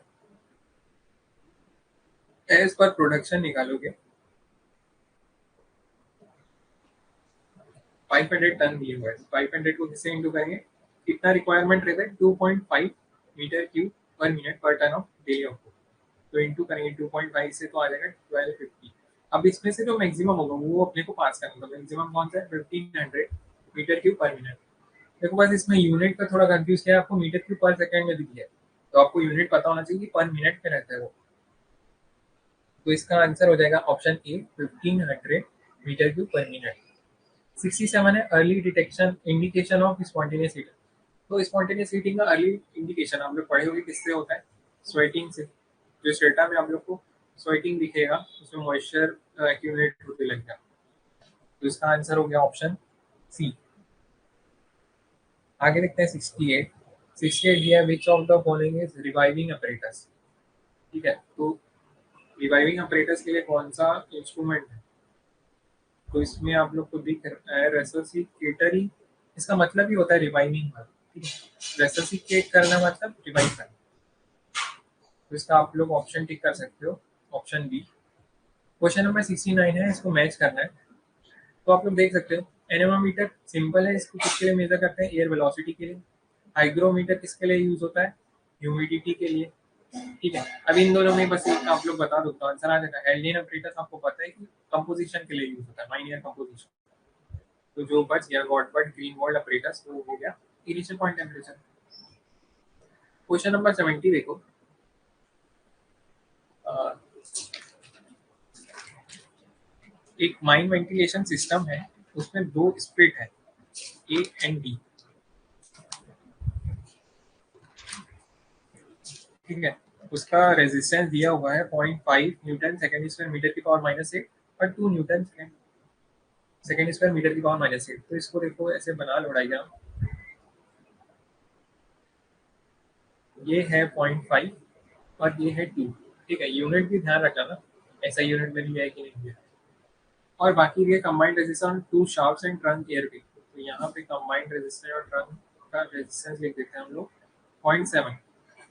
The quantity of 20 metre cube per second of air passes through split A। अब ये A था, ये B था, A से बोल रहा है 20 पास हो रहा है ना metre cube per second, total quantity passing through the mind, यहाँ से कितना क्यूब पास हो रहा है क्यूब टोटल वो पूछ रहा है, तो आप लोग को पता है यहाँ से हम लोग क्या कर सकते हैं, ये पैरेलल में है, प्रेशर ड्रॉप दोनों का सेम होगा, E इक्वल टू क्या होता है आर क्यू स्क्वायर, तो दोनों का प्रेशर ड्रॉप सेम होगा, तो हम लोग लिख सकते हैं आर 0.5 इंटू क्यू स्क्वायर, कितना पास हो रहा है 20 इंटू 20 का स्क्वायर इज इक्वल टू 2 दिया हुआ है इसका रेजिस्टेंस बी का, 2 इंटू यहाँ से मान लो क्यू बी पास हो रही है, तो क्यू बी का स्क्वायर, यहाँ से हम लोग क्यू बी निकाल सकते हैं, Q B square is equal to 0.5 into 20 का स्क्वायर मतलब 400 अपॉन 2, क्यू बी आ जाएगा 10, ठीक है, क्यू बी स्क्वायर यहाँ से 100 आएगा तो क्यू बी आ गया 10, तो टोटल क्यू कितना पास होगा Q A plus Q B, total Q is equal to Q A plus Q B. Q A कितना है 20 और क्यू बी कितना है 10, सम कर दो तो आ गया 30। इसका आंसर हो गया 30। आगे देखते हैं question number 71। Essentially ventilated coal mines inclines ideally should have a higher methane layering number। तो एसेशनली जो वेंटिलेशन सिस्टम रहते हैं जिसमें कि नीचे से एयर पास होती जाती है सब डिस्ट्रिक्ट में, उसमें हाइयर मीथेन लेयरिंग नंबर रहता है। जब हम लोग उसको कंपेयर करेंगे डीसेशनली वेंटिलेटेड इंक्लाइन से, तो इसका रीजन क्या रहता है? तो आपको पता होगा कि डीसेशनली वेंटिलेटेड जो सिस्टम रहता है ना, उसमें जो इंक्लाइन रहती है वो क्या की कंडीशन बनाती है, देखो ऊपर से ऐसे एयर फ्रेश एयर फ्लो करेगा, ठीक है, डीसेशनल में, फिर ये डिस्ट्रिक्ट में जाते जाएगा। तो वो क्या की क्रिएट कंडीशन करती है, improve turbulent mixing of methane layering. जो भी मीथेन एक्यूमुलेट होकर लेयर बनाने वाले ना, उसको टर्बुलेंट मिक्सिंग करते जाएगा, तो उसका आ जाएगा मीथेन लेयरिंग नंबर कम। तो इसका आंसर आप लोग टिक कर सकते हो, option B, deseasonally ventilated incline creates condition for improved turbulent mixing of ethane layer। तो ये सब आप लोग एक में देख सकते हो, उसमें ये सब दिए हुए हैं क्वेश्चन, ठीक है। कुछ कुछ जो न्यूमेरिकल है ना, उसमें बस डेटा चेंज कर दिए। आगे देखो question number 72। Samples of air collected in an intake and return roadways of an advance long wall face. आप लोग सब बीटेक वाले नहीं है, पर क्वेश्चन न्यूमेरिकल से ज़्यादा है तो थोड़े प्रैक्टिस वाले हैं। सर लगता है सारा क्वेश्चन बीटेक है। हाँ, मेनली ना जो लेवल है ना पूरा गेट के क्वेश्चन है, इसलिए मैं डिस्कस कर रहा हूँ उसको। गेट के जो क्वेश्चन आते हैं ना, जो एक ही बोरिंग में दिए हुए हैं, वही सब है ऑलमोस्ट। और न्यूमेरिकल में बस क्या किया है उसने, डेटा चेंज कर दिया।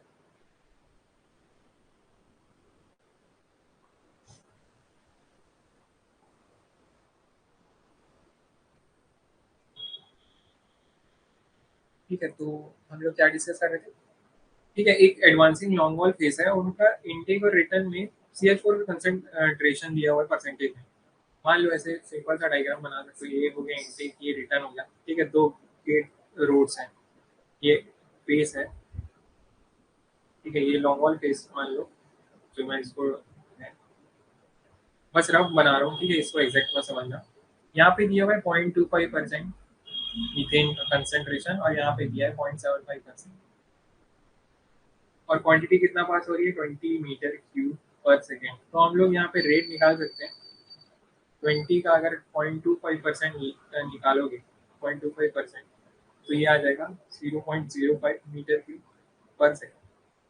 तो ये इतना रेट है, किसका है, ये मीथेन का, मीथेन का फ्लो रेट। और यहाँ पे अगर निकालोगे, यहाँ पे कितना परसेंट दिया है, 0.75। तो 20 का 0.75%, तो ये आ जाएगा 0.15 मीटर क्यूब पर सेकेंड। तो देखो पहले कितना रेट था फ्लो का मीथेन का, 0.05 और 0.15 हो गया, तो बीच में मीथेन एमिट होगी, तो वो कैसे निकालेंगे, इसमें से इसको माइनस कर दो, 0.15 में से माइनस करोगे 0.05 को, तो ये आ जाएगा metre cube per second, 0.1 metre cube per second. तो अपने को देखो पूछा क्या है, what is the methane emission in metre cube per ton of coal out mined, ठीक है। मीटर क्यूब पर सेकंड में नहीं पूछ रहा है एमिशन, जितना हम लोग कोल माइन कर रहे हैं ना, तो 1 टन अगर कोल माइन करेंगे तो उसमें कितना मीटर क्यूब रिलीज हो रहा है। तो उसके लिए यहाँ पे प्रोडक्शन दिया हुआ है कि 500 टन इन 8 आवर शिफ्ट। तो यहाँ से हम लोग देखो कैसे निकालेंगे। पैनल का प्रोडक्शन क्या दिया हुआ है, panel production 500 ton 8 hour shift में, 8 आवर की जो शिफ्ट है ना, उसमें हम लोग 500 टन निकाल, अपने को फिर इसी में निकालना है methane emission metre cube per ton में। तो क्या करेंगे, ये देखो मीटर क्यूब पर सेकंड में यूनिट से भी आप लोग सॉल्व कर सकते हो ना, ठीक है। यहाँ पे अगर नहीं सोच रहे हो ना, तो 0.1 मीटर क्यूब पर सेकंड रखोगे ऊपर, और अपॉन में क्या कर देंगे, इसको हम लोग सेकंड में चेंज करेंगे, और यहाँ पे रख देंगे 500 टन पर 8 आवर्स। 8 आवर्स को हम लोग इंटू 60 कर देंगे, तो ये सेकंड में जाएगा। यहाँ से यूनिट कैंसिल होके मीटर क्यूब पर टन में आंसर आ जाएगा, ठीक है, मीथेन एमिशन का। तो यहाँ से सॉल्व कर लो, 0.1 इंटू 8 इंटू 60 ठीक है, राइटिंग थोड़ा खराब हो गया, तो अपॉन 500 इसको सॉल्व कर दो, तो आंसर आ जाएगा 5.5। 5.76। तो इसका आंसर क्या हो गया? 5.76। क्वेश्चन नंबर 73 है। एक सेंट्रीफ्यूगल फैन है जिसका आरपीएम दिया हुआ है 600। ठीक है, इस साइड सॉल्व कर लेते हैं। 600 आरपीएम दिया हुआ है और उसका क्वांटिटी हुआ है 80 metre cube per second of air. अब स्पीड को हम लोग रिड्यूस कर दिए, 450 आरपीएम कर दिए, तो उसका क्वांटिटी कितना होगा? सिंपल है, फैन लॉस बस यूज होगा। तो क्यू आपको पता है डायरेक्टली प्रोपोर्शनल टू एन रहता है आरपीएम से। अगर नहीं भी याद है तो क्यू इक्वल टू ए भी रहता है। बी क्या रहता है? 2 pi N by 60, 2 pi R N by 60। तो ये directly proportional to N one. तो यहाँ से हम लोग क्या लिख सकते हैं इसको? Q2/Q1 is equal to N2/N1। यहाँ पे अपने को Q2 निकालना है, वैल्यू पुट कर दो। Q1 क्या है? 80 इंटू N2 क्या है? 450 हो गया बाद में, पहले कितना था? 600। इसको सॉल्व कर लोगे तो आ जाएगा आंसर 60। तो ऑप्शन हो गया इसका बी का। आगे देखते हैं 74 क्वेश्चन नंबर। इसमें दिया free respirable silica in mines can be determined by. तो इसको हम लोग किससे डिटरमाइन करते हैं? आप लोगों को पता होगा कि एक्सरे डिफ्रेक्शन से हम लोग सिलिका डिटरमाइन कर सकते हैं, जो भी प्रेजेंट रहती है फ्री रेस्पिरेबल सिलिका माइनस। इसका आंसर हो जाएगा एक्सरे डिफ्रेक्शन। 75 है। Which of the following is the most important fan characteristic in order to decide its applicability to a particular fan. अब कोई भी माइन में हम लोग को अप्लाई कर, मतलब फैन इंस्टॉल करना है, तो मेन सबसे जो इम्पोर्टेंट कैरेक्टरिस्टिक रहती है वो क्या रहती है? उसकी head capacity. Head capacity fan characteristic. ठीक है, वो कितना हेड दे सकता है, ठीक है, प्रेशर। तो उसका आंसर हो गया 75 का सी। 76 है। Prolong exposure to whole body vibration is known to be associated with. अब आपकी कोई पूरी बॉडी को वाइब्रेशन के प्रोलॉन्ग एक्सपोजर हो रहा है तो उससे क्या हो सकता है? उसमें क्या? फाइब्रोसिस इन लंग्स ये नहीं है, NIHL भी नहीं है, निस्टेगमस भी नहीं होगा, डिसीज मस्कुलोस्केलेटल डिसऑर्डर। ये ऑप्शन करेक्ट है। आगे है which type of fire extinguisher should be use to extinguish in electrical fire. तो इलेक्ट्रिकल फायर के लिए हम लोग कौन सा नॉट यूज दिया है? ठीक है, CO2 हम लोग यूज कर सकते हैं, ट्राई केमिकल पाउडर हम लोग यूज कर सकते हैं, फोम हम लोग नहीं कर सकते क्योंकि फोम क्या करता है? इलेक्ट्रिसिटी कंडक्ट करता है, तो इसको हम लोग यूज नहीं कर सकते हैं इलेक्ट्रिकल फायर में। उसका आंसर हो जाएगा ऑप्शन नंबर सी। ठीक है, आंसर ये हो गया, नॉट करेक्ट पूछ रहा है ना क्योंकि। आगे 78 क्वेश्चन देखते हैं। Quantity of air going down है डाउन का शाफ्ट। एक डाउन का शाफ्ट है, ठीक है, ऐसे राउंड डायग्राम बना लो। इसमें कितना क्वांटिटी जा रहा है? 20 मीटर की पर second. The surface main ventilator develops of gauge of 60 mm। ठीक है, अब 60 mm का ये इसका जो वेंटिलेटर है ना फैन, वो इतना डेवलप कर रहा है। अब दूसरा कंडीशन दिया है, when the ventilator is stopped. जब हम लोग इसको स्टॉप कर दिए तो एयर जो डाउन जा रही है उसका क्वांटिटी कितना हो गया? 5 मीटर क्यूब पर सेकेंड। तो इसमें NVP बताना है, नेचुरल वेंटिलेशन प्रेशर। तो पहले नेचुरल वेंटिलेशन प्रेशर हेल्प कर रहा होगा, तभी पहले 20 मीटर क्यूब पहले जा रहा था। Sorry, natural ventilation pressure help कर रहा होगा क्योंकि हम लोग जब फैन बंद कर दिए ना, ये जो ये वेंटिलेटर है, तो भी 5 मीटर क्यूब पर सेकेंड जा रहा है। तो NVP जो है वो पॉजिटिव है, उसको सपोर्ट कर रहा है फैन। देखो ये दूसरी कंडीशन है, इसमें क्या जा रहा है? 5 मीटर क्यूब पर सेकेंड, इसमें फैन ऑपरेट नहीं हो। तो यहाँ पे हम लोग P equal to RQ square लगाना है सिंपल। पहले कंडीशन में क्या था? एक तो फैन का pressure plus natural ventilation pressure, ठीक है, ये इसको सपोर्ट कर रहा था। रेजिस्टेंस होगा माइन का कुछ इनटू पहले कितनी क्वांटिटी दी है? 20। तो ये हम लोग ने यहाँ पे रख दिया। प्रेशर दिया है 60 mm, यहाँ पे डायरेक्ट mm में रख दो क्योंकि NVP भी mm में आ जाएगा, mmWg। ठीक है, उसी में पूछा है, तो यहाँ पे हम लोग इसको रख देंगे R20 स्क्वायर। तो ये अपना एक इक्वेशन हो गया। सेकेंड कंडीशन से हम लोग को क्या पता चल रहा है कि सिर्फ नेचुरल वेंटिलेशन प्रेशर काम कर रहा है। NVP is equal to R into कितना क्वांटिटी जा रहा है? 5 metre cube per second, 5 square. तो यहाँ से R का वैल्यू देख लो कितना आ रहा है, NVP अपॉन 5 का स्क्वायर, और इसमें पुट कर दो। तो ये क्या हो जाएगा? 60 plus NVP is equal to NBP upon 5 का स्क्वायर इंटू 20 का स्क्वायर। ठीक है, ये 5 4 या 20 हो जाएगा स्क्वायर में, 4 का स्क्वायर 16 और 16 NVP आ जाएगा यहाँ पे। इसको इधर भेजोगे तो ये माइनस हो जाएगा, माइनस NVP इक्वल टू 60। तो ये 15 NVP इक्वल टू 60 आ गया। तो NVP कितना आ गया, 60 अपॉन 15, 4 mm ऑफ WG। ठीक है, तो इसका आंसर आ गया 4।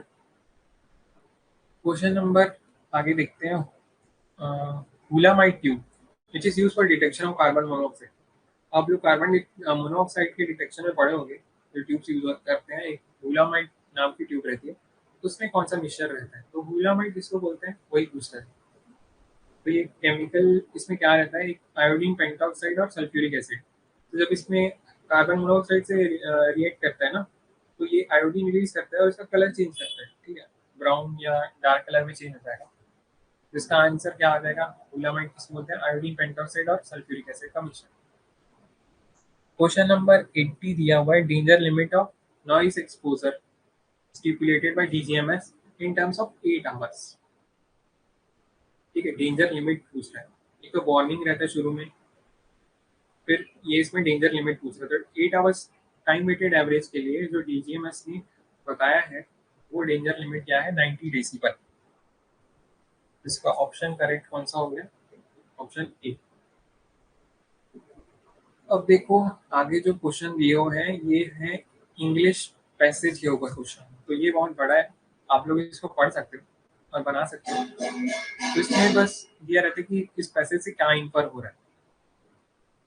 ठीक है, इसमें फिर कुछ क्वेश्चन भी रहते हैं जो पैसेज के ऊपर डिपेंड रहते हैं, तो ये आप लोग खुद से सॉल्व कर सकते हो।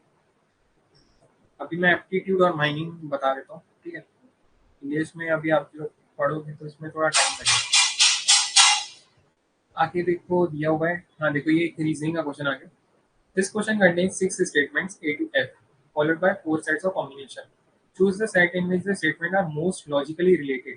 तो ये कुछ सेंटेंस दिए हुए हैं और उसके बाद देखो ACE, मतलब A को हम लोग ट्रू मानेंगे, C और E। तो ये लॉजिकल बैठ रहा है कि नहीं बैठ रहा है, वही अपने को चेक करना। ऑप्शन से चेक कर लेते हैं। देखो AC तो सब इन तीनों में है, तो AC का देख लेते हैं। ये ऑप्शन क्या है, ऑल इंजीनियर्स कैन सिंग। तो इसे माइंड डायग्राम बना सकते हो, ये ऑल इंजीनियर्स हैं और इसमें बना दो ये सिंग। ठीक है, तो ऑल इंजीनियर्स कैन सिंग। फिर सी क्या है, all who can sing are music lovers. अब ये जो सिंग कर पा रहे हैं वो सब हैं म्यूजिक लवर्स। ठीक है, तो थोड़ा डायग्राम अच्छा नहीं बन रहा पर समझ सकते हैं। ठीक है, ये म्यूजिक लवर्स है ML। तो ये तो हो गए। ठीक है, अब इसमें पूछ रहा है जो third option E, some who can sing are engineers. तो कुछ जो इंजीनियर्स हैं वो सिंग कर सकते हैं। तो इसमें आप लोग को ट्रू दिख रहा है। ठीक है, तो ये ट्रू दिख रहा है, पर इसमें क्या पूछ रहा है, मोस्ट लॉजिकली रिलेटेड। जो सबसे ज्यादा लॉजिकल रिलेटेड लगेगा ना उसको टिक करना। आगे देख रहे हो ACF, तो दो ऑप्शन तो वही है, पहले ऑल इंजीनियर्स कैन सिंग, फिर all singers are music lovers. आगे क्या पूछ रहा है, F, all engineers are music lovers. तो जो ऑल इंजीनियर्स हैं म्यूजिक लवर्स के अंडर ही आ रहे हैं, तो ये ऑप्शन करेक्ट हो गया और ये ज्यादा लॉजिकली करेक्ट है। ठीक है, ये इसके अंडर में ही आ रहा है ना पूरा, तो ये भी ट्रू हो गया। ABF और ACD पहले देख लो। ठीक है, ए और सी वही सेम है। ठीक है, all music lovers can sing.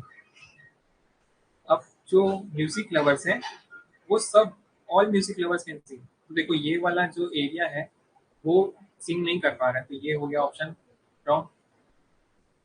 C option है ABF, तो इसको अलग से ड्रॉ कर लेते हैं। देखो all engineers can sing, all engineers can sing. फिर दिया B, no music lover can sing. अब म्यूजिक लवर को अलग कर देंगे, म्यूजिक लवर और सिंग के बीच में रिलेशन नहीं। आगे दिए F, all engineers are music lovers. Engineers are music lovers, तो इसमें तो रिलेशन ही नहीं है, तो ये यहाँ पे कट हो गया। तो यहाँ पे मोस्ट लॉजिकली जो रिलेटेड है ना वो ऑप्शन बी इसमें दिया हुआ है आंसर में। आगे भी देखो ये इसको अरेंज करना है, इंग्लिश के क्वेश्चन है, इंग्लिश ग्रामर के, तो आप लोग इसको पढ़ के सॉल्व कर सकते हो। आगे हम लोग एप्टीट्यूड बनाते हैं, जो पॉइंट की क्वेश्चन है, क्वेश्चन नंबर 91। ठीक है, एक फंक्शन दिया हुआ है f(x/2), is equal to X square minus 3x plus 3। एक सेकेंड ना, आपको कुछ डाउट तो नहीं हो रहा है? ठीक है, जल्दी बस कंप्लीट होने वाला है, कुछ ही क्वेश्चन बचे। एफ एक्स बाई 2 दिया हुआ है X square minus 3x plus 3। Find the sum of all values of z for which f2z is equal to 1। f2z की इक्वल 1 होगी तो उसमें जो भी z की वैल्यूज है ना, उसका अपने को सम बताना है। थोड़ा अच्छा क्वेश्चन है, आप लोग समझ सकते हो। तो अपने को क्या करना पड़ेगा, 2z है ना, तो फंक्शन के अंदर 2z है, तो अपन क्या करेंगे, यहाँ पे 2x बनाने की कोशिश करेंगे। 2x बना दो या 2z, वही होगा ना वो। तो यहाँ पे हम लोग f2z कैसे बनाएंगे, जब x को हम लोग रिप्लेस करेंगे 4x से। यहाँ पे देखो 4x रखोगे, 4x बाई 2 एफ ऑफ, तो ये क्या हो जाएगा, एफ ऑफ 2x। ठीक है, अपने को वही चाहिए ना, यहाँ पे 2z के फॉर्म में चाहिए, तो अपन 2x के फॉर्म में निकाल। तो हम लोग ने क्या किया, x को 4x से रिप्लेस किया, तो यहाँ पे हो गया F of 2x is equal to, यहाँ पे x की जगह पे 4x रख दो, 4x का square minus 3 into 4x, 3 into 4x plus 3। इसको सॉल्व करके देख लो, 4x स्क्वायर माइन 4 का होल स्क्वायर है ना ये, ठीक है। तो यहाँ पे क्या आ जाएगा, 16 आ जाएगा, ये 16x square, 16x square minus 4 3 12x plus 3। अब f ऑफ 2z को अपने को इक्वल करना है 1 के, मतलब यहाँ पे अगर z को x को z से रिप्लेस कर दो, वही मतलब होता है। ठीक है, यहाँ पे इक्वल टू 1 हो, तो अपने को इसमें जो x की जो दो रूट्स आएंगे यहाँ पे क्वाड्रेटिक है, तो उन दोनों का सम बताना है। इसको स्टैंडर्ड फॉर्म में लिख लो, 16x स्क्वायर माइनस 12x, और इसको माइनस इधर भेजोगे तो ये हो जाएगा प्लस 2 इज इक्वल टू 0। तो ये क्या का फॉर्म बन गया, x square plus b x plus c. तो इसमें सम ऑफ रूट्स और प्रोडक्ट ऑफ रूट्स आपको पता है, सम ऑफ रूट्स क्या होता है, minus b by, product of roots होता है सी बाई ए।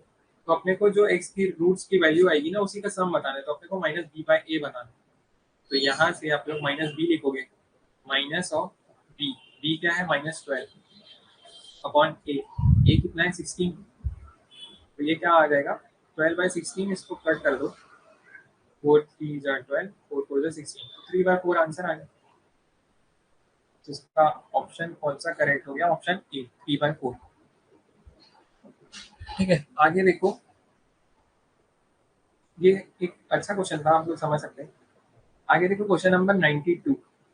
मिस्टर मोतीराम है, उनको टैक्स के बारे में दिया हुआ है, ठीक है, कुछ डेटा होगा। इनकम टैक्स जो उनके ऊपर लेवी हो रही है at the rate of Q% on the first 4 lakh है, ठीक है।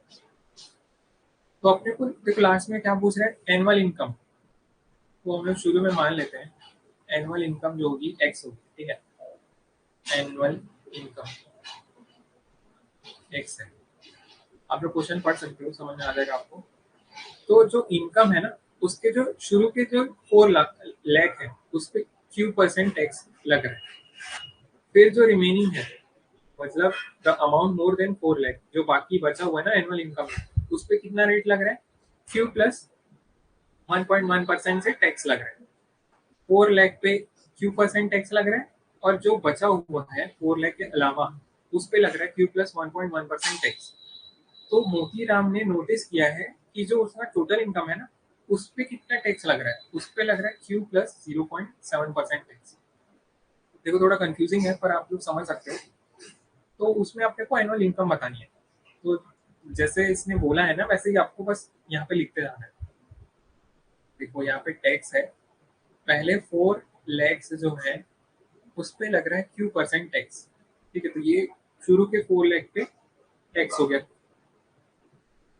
अब जो बाकी बचे हुए हैं, हम लोग ने क्या माना है, टोटल इनकम एक्स, तो बाकी कितना बचा है, एक्स माइनस 4 लाख। इस पे कितना लग रहा है, टैक्स Q प्लस 1.1%। तो ये हो गया टोटल टैक्स। और यही जब वो खुद नोटिस कर रहा है ना, तो वो जब नोटिस कर रहा है तो उसको दिख रहा है ये किसके इक्वल है, टोटल इनकम के Q प्लस 0.7%। अगर टोटल इनकम पे अपन Q प्लस 0.7% टैक्स लगाएंगे ना, तो ये इक्वल ही आएगा जितना अपने को टैक्स लग रहा है। तो इसको इक्वल कर दो इसके। अब देखो यहाँ पे आप लोग जब एग्जाम टाइम पे सॉल्व करोगे तो आपको थोड़ा लगेगा कि ये एक इक्वेशन है, यहाँ पे क्यू भी है एक्स भी है, अपने को एक्स की वैल्यू बतानी है। तो हम लोग पढ़ते आए हैं कि दो इक्वेशन, अगर दो वेरिएबल है तो उसके लिए दो इक्वेशन रिक्वायर रहते हैं। तो आप लोग यहाँ पे देखोगे कि दूसरा इक्वेशन तो मिल ही नहीं रहा है, थोड़ा आप लोग को अजीब लग सकता है। कोई नहीं, दूसरा इसमें दिया ही नहीं है ना, तो आप लोग कहाँ से निकालोगे? तो इसको थोड़ा सॉल्व करके देख लेते हैं, क्या पता कट हो जाए कुछ। तो वही हम लोग कर सकते हैं, 4 lakhs इंटू क्यू बाय 100। ठीक है, मैं इसी को लिख रहा हूँ यहाँ पे, इज इक्वल टू ये है ना, ठीक है, ये पूरा मैंने लिख दिया है। इसको दोनों तरफ से अपॉन 100 काट दो। इसको मैंने मान लो कैंसिल कर दिया, अपॉन 100 प्लस, अब इसको ओपन कर दो, Q into x, Q x minus 4 lakhs into Q minus 4,000, ये 4 lakhs है ना, जीरो आते हैं Q plus 1.1 into x, 1.1 x minus 4 lakh into 1.1, तो ये आ जाएगा 44 और 0000। ठीक है, ये आ गया। और इस साइड में क्या है, इसको भी ओपन कर दो, क्यू एक्स प्लस 0.7 एक्स। तो आप लोग देख सकते हो यहाँ पे कट हो जा रहा है इजीली। ये हो गया 4 lakh Q, 4 lakh Q plus minus में क्यू एक्स दोनों साइड पे है, क्यू एक्स डिलीट होगा। यहाँ पे हम लोग एक्स की वैल्यू निकाल सकते हैं। ठीक है, तो शुरू में अगर आप लोग लिखोगे तो इसके लग रहा होगा कि कैसे निकलेगा, पर वो इजीली कट हो जा रहा है। तो इससे सॉल्व हो जाएगा, 0.4x हो जाएगा। इसको अगर इधर भेजोगे ना माइनस में, 0.4x is equal to 440000। X की वैल्यू आ जाएगी 110000। ठीक है, तो 11 लाख आंसर आ गया इसका, ऑप्शन सी। क्वेश्चन नंबर 93 भी आपको कंफ्यूज करने के लिए दिया है। मीडियन दिया हुआ है 3 नंबर्स का, 30 more than the least number. अब आप लोग क्या करते हो कि ऐसे दिया रहता है क्वेश्चन और डायरेक्ट लिखने लगते हैं ना, तो मैं भी वही करता हूँ। मीडियन देखो, मान लो 2 3 नंबर है, इनका मीडियन, मीडियन लिख दो इसमें। Median of 3 numbers 30 more than the least number of the numbers. मान लो मैंने ऐसे माना है, ठीक है, ये सबसे छोटा है, फिर ये 30 more than the least number मतलब 30 प्लस है, and 180 less than the greatest. जो ग्रेटेस्ट है, सी मैंने माना है ग्रेटेस्ट है, उसमें से -180, तो ये हो गया मीडियन। आगे दिया mean of the 3 numbers is 86, A plus B plus C upon 3, ये दिया हुआ है 86। पूछा गया व्हाट इज द सम। देखो डायरेक्ट अभी जहाँ पे सम पूछ दिया है, तो ये तो आप लोग यहीं से निकाल सकते हो। मीन दिया हुआ 86, सम कितना हो जाएगा 86 इंटू 3। ठीक है, ये जो शुरू में इंफॉर्मेशन दी हुई थी, ये बस आपको थोड़ा सुलझाने के लिए था। 86 इंटू 3 करोगे तो आंसर आ जाएगा 6 3 और 258। ठीक है, तो इसका आंसर हो गया 258, ऑप्शन ए। आगे है क्वेश्चन नंबर 94। ये भी आप लोग शुरू में पढ़े होंगे, जब मैथ स्कूल में पढ़े होंगे ना, कि ऐसे टाइप के क्वेश्चन को सम कैसे करते हैं, 8 प्लस 88 प्लस 888। तो देखो इसमें दिया है अरिथमेटिक मीन ऑफ 9 नंबर्स। ये 9 नंबर है, कुछ 9 नंबर का सेट है, उसका arithmetic mean is an 8 digit number.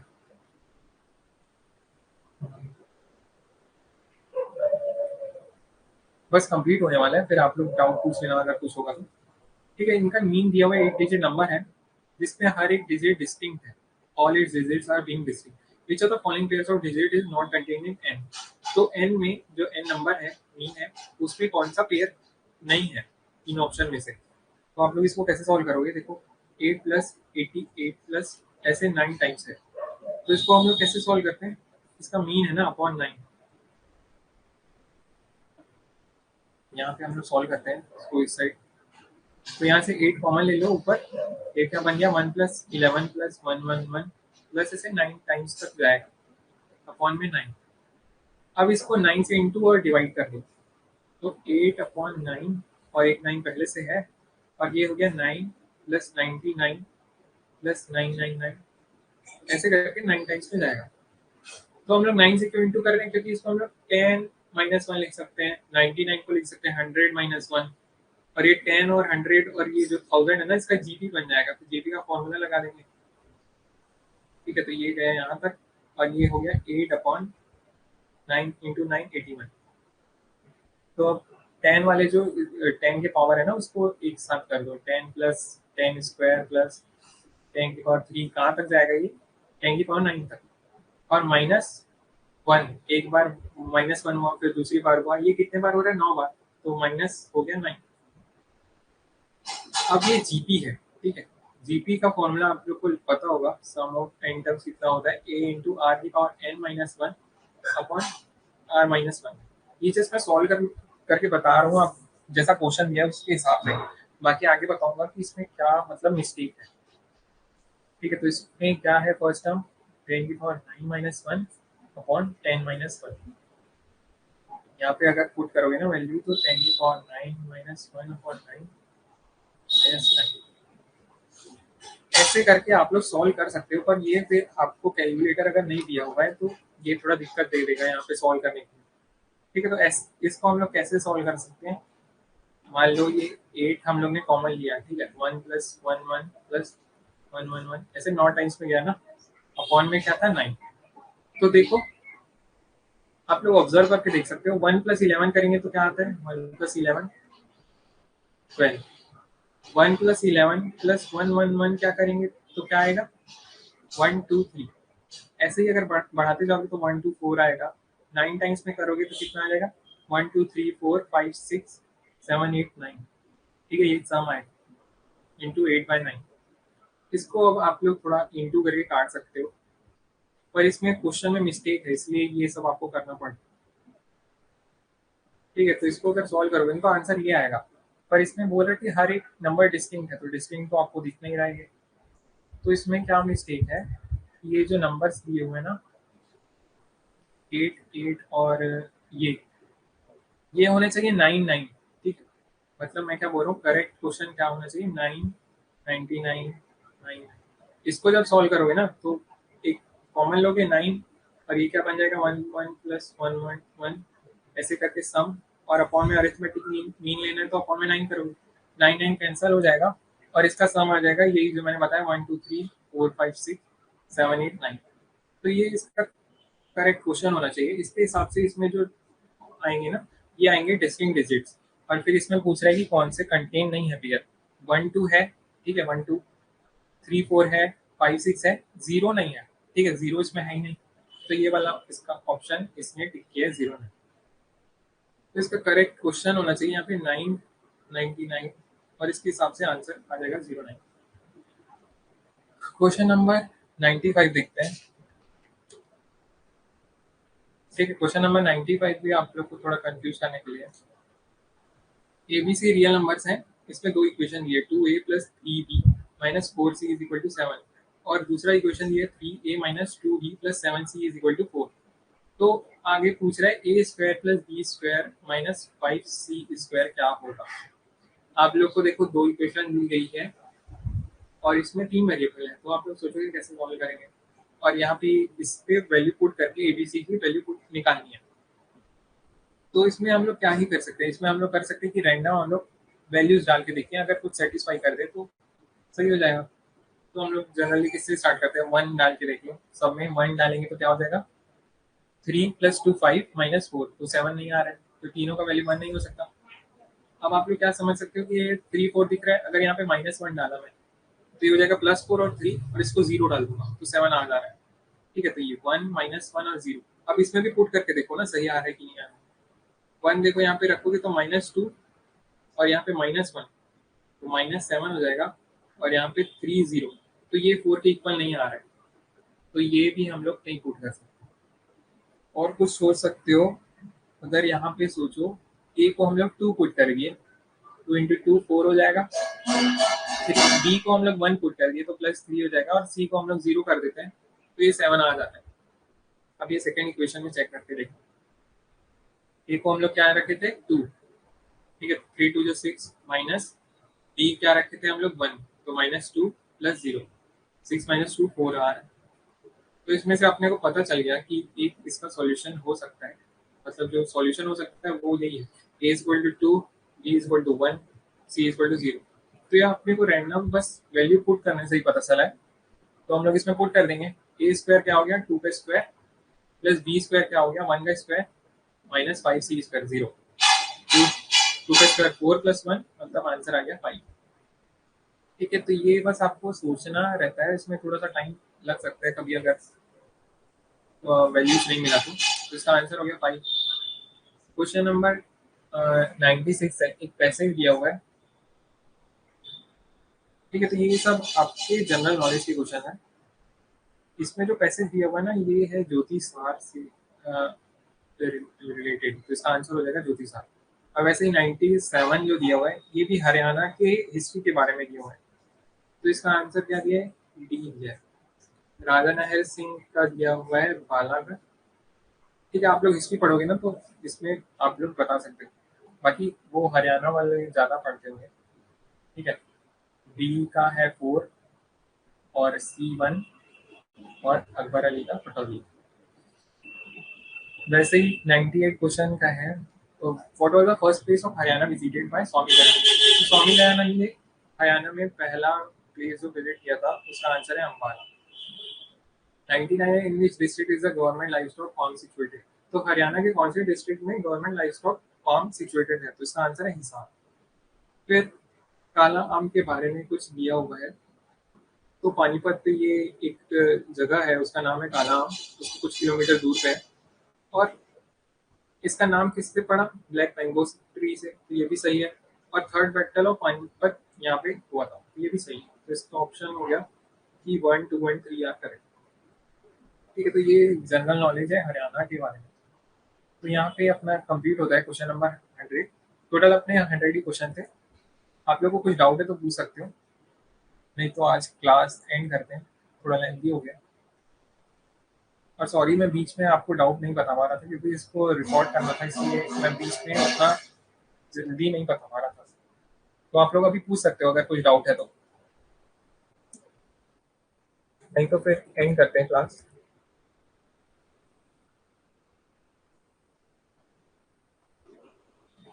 और मेनली जो ये था ना लेवल, वो एक एक और ही सही था, आप लोग एक एक और ही सॉल्व करोगे।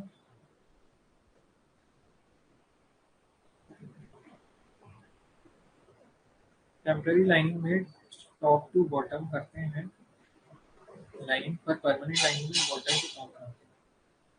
अच्छा, ये आपको डाउट था, तो उसमें देखो जो ऑप्शन दिया है ना उसमें ना परमानेंट, उस वाले ऑप्शन में परमानेंट लाइनिंग नहीं दिया है। क्वेश्चन नंबर कौन सा था, क्वेश्चन नंबर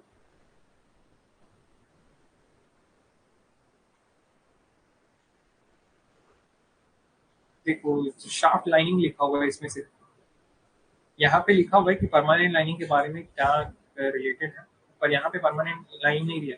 बाकी ऑप्शन में देखो, यहाँ पे परमानेंट लाइनिंग दिया हुआ है, यहाँ पे भी परमानेंट लाइनिंग दिया है, यहाँ पे सिर्फ शार्प लाइनिंग लिखा हुआ है। तो इससे आप लोग समझ रहा हूँ, थोड़ा कंफ्यूजन होता है। ठीक है, तो अब उसमें ऑप्शन वैसे टाइप कर दिया।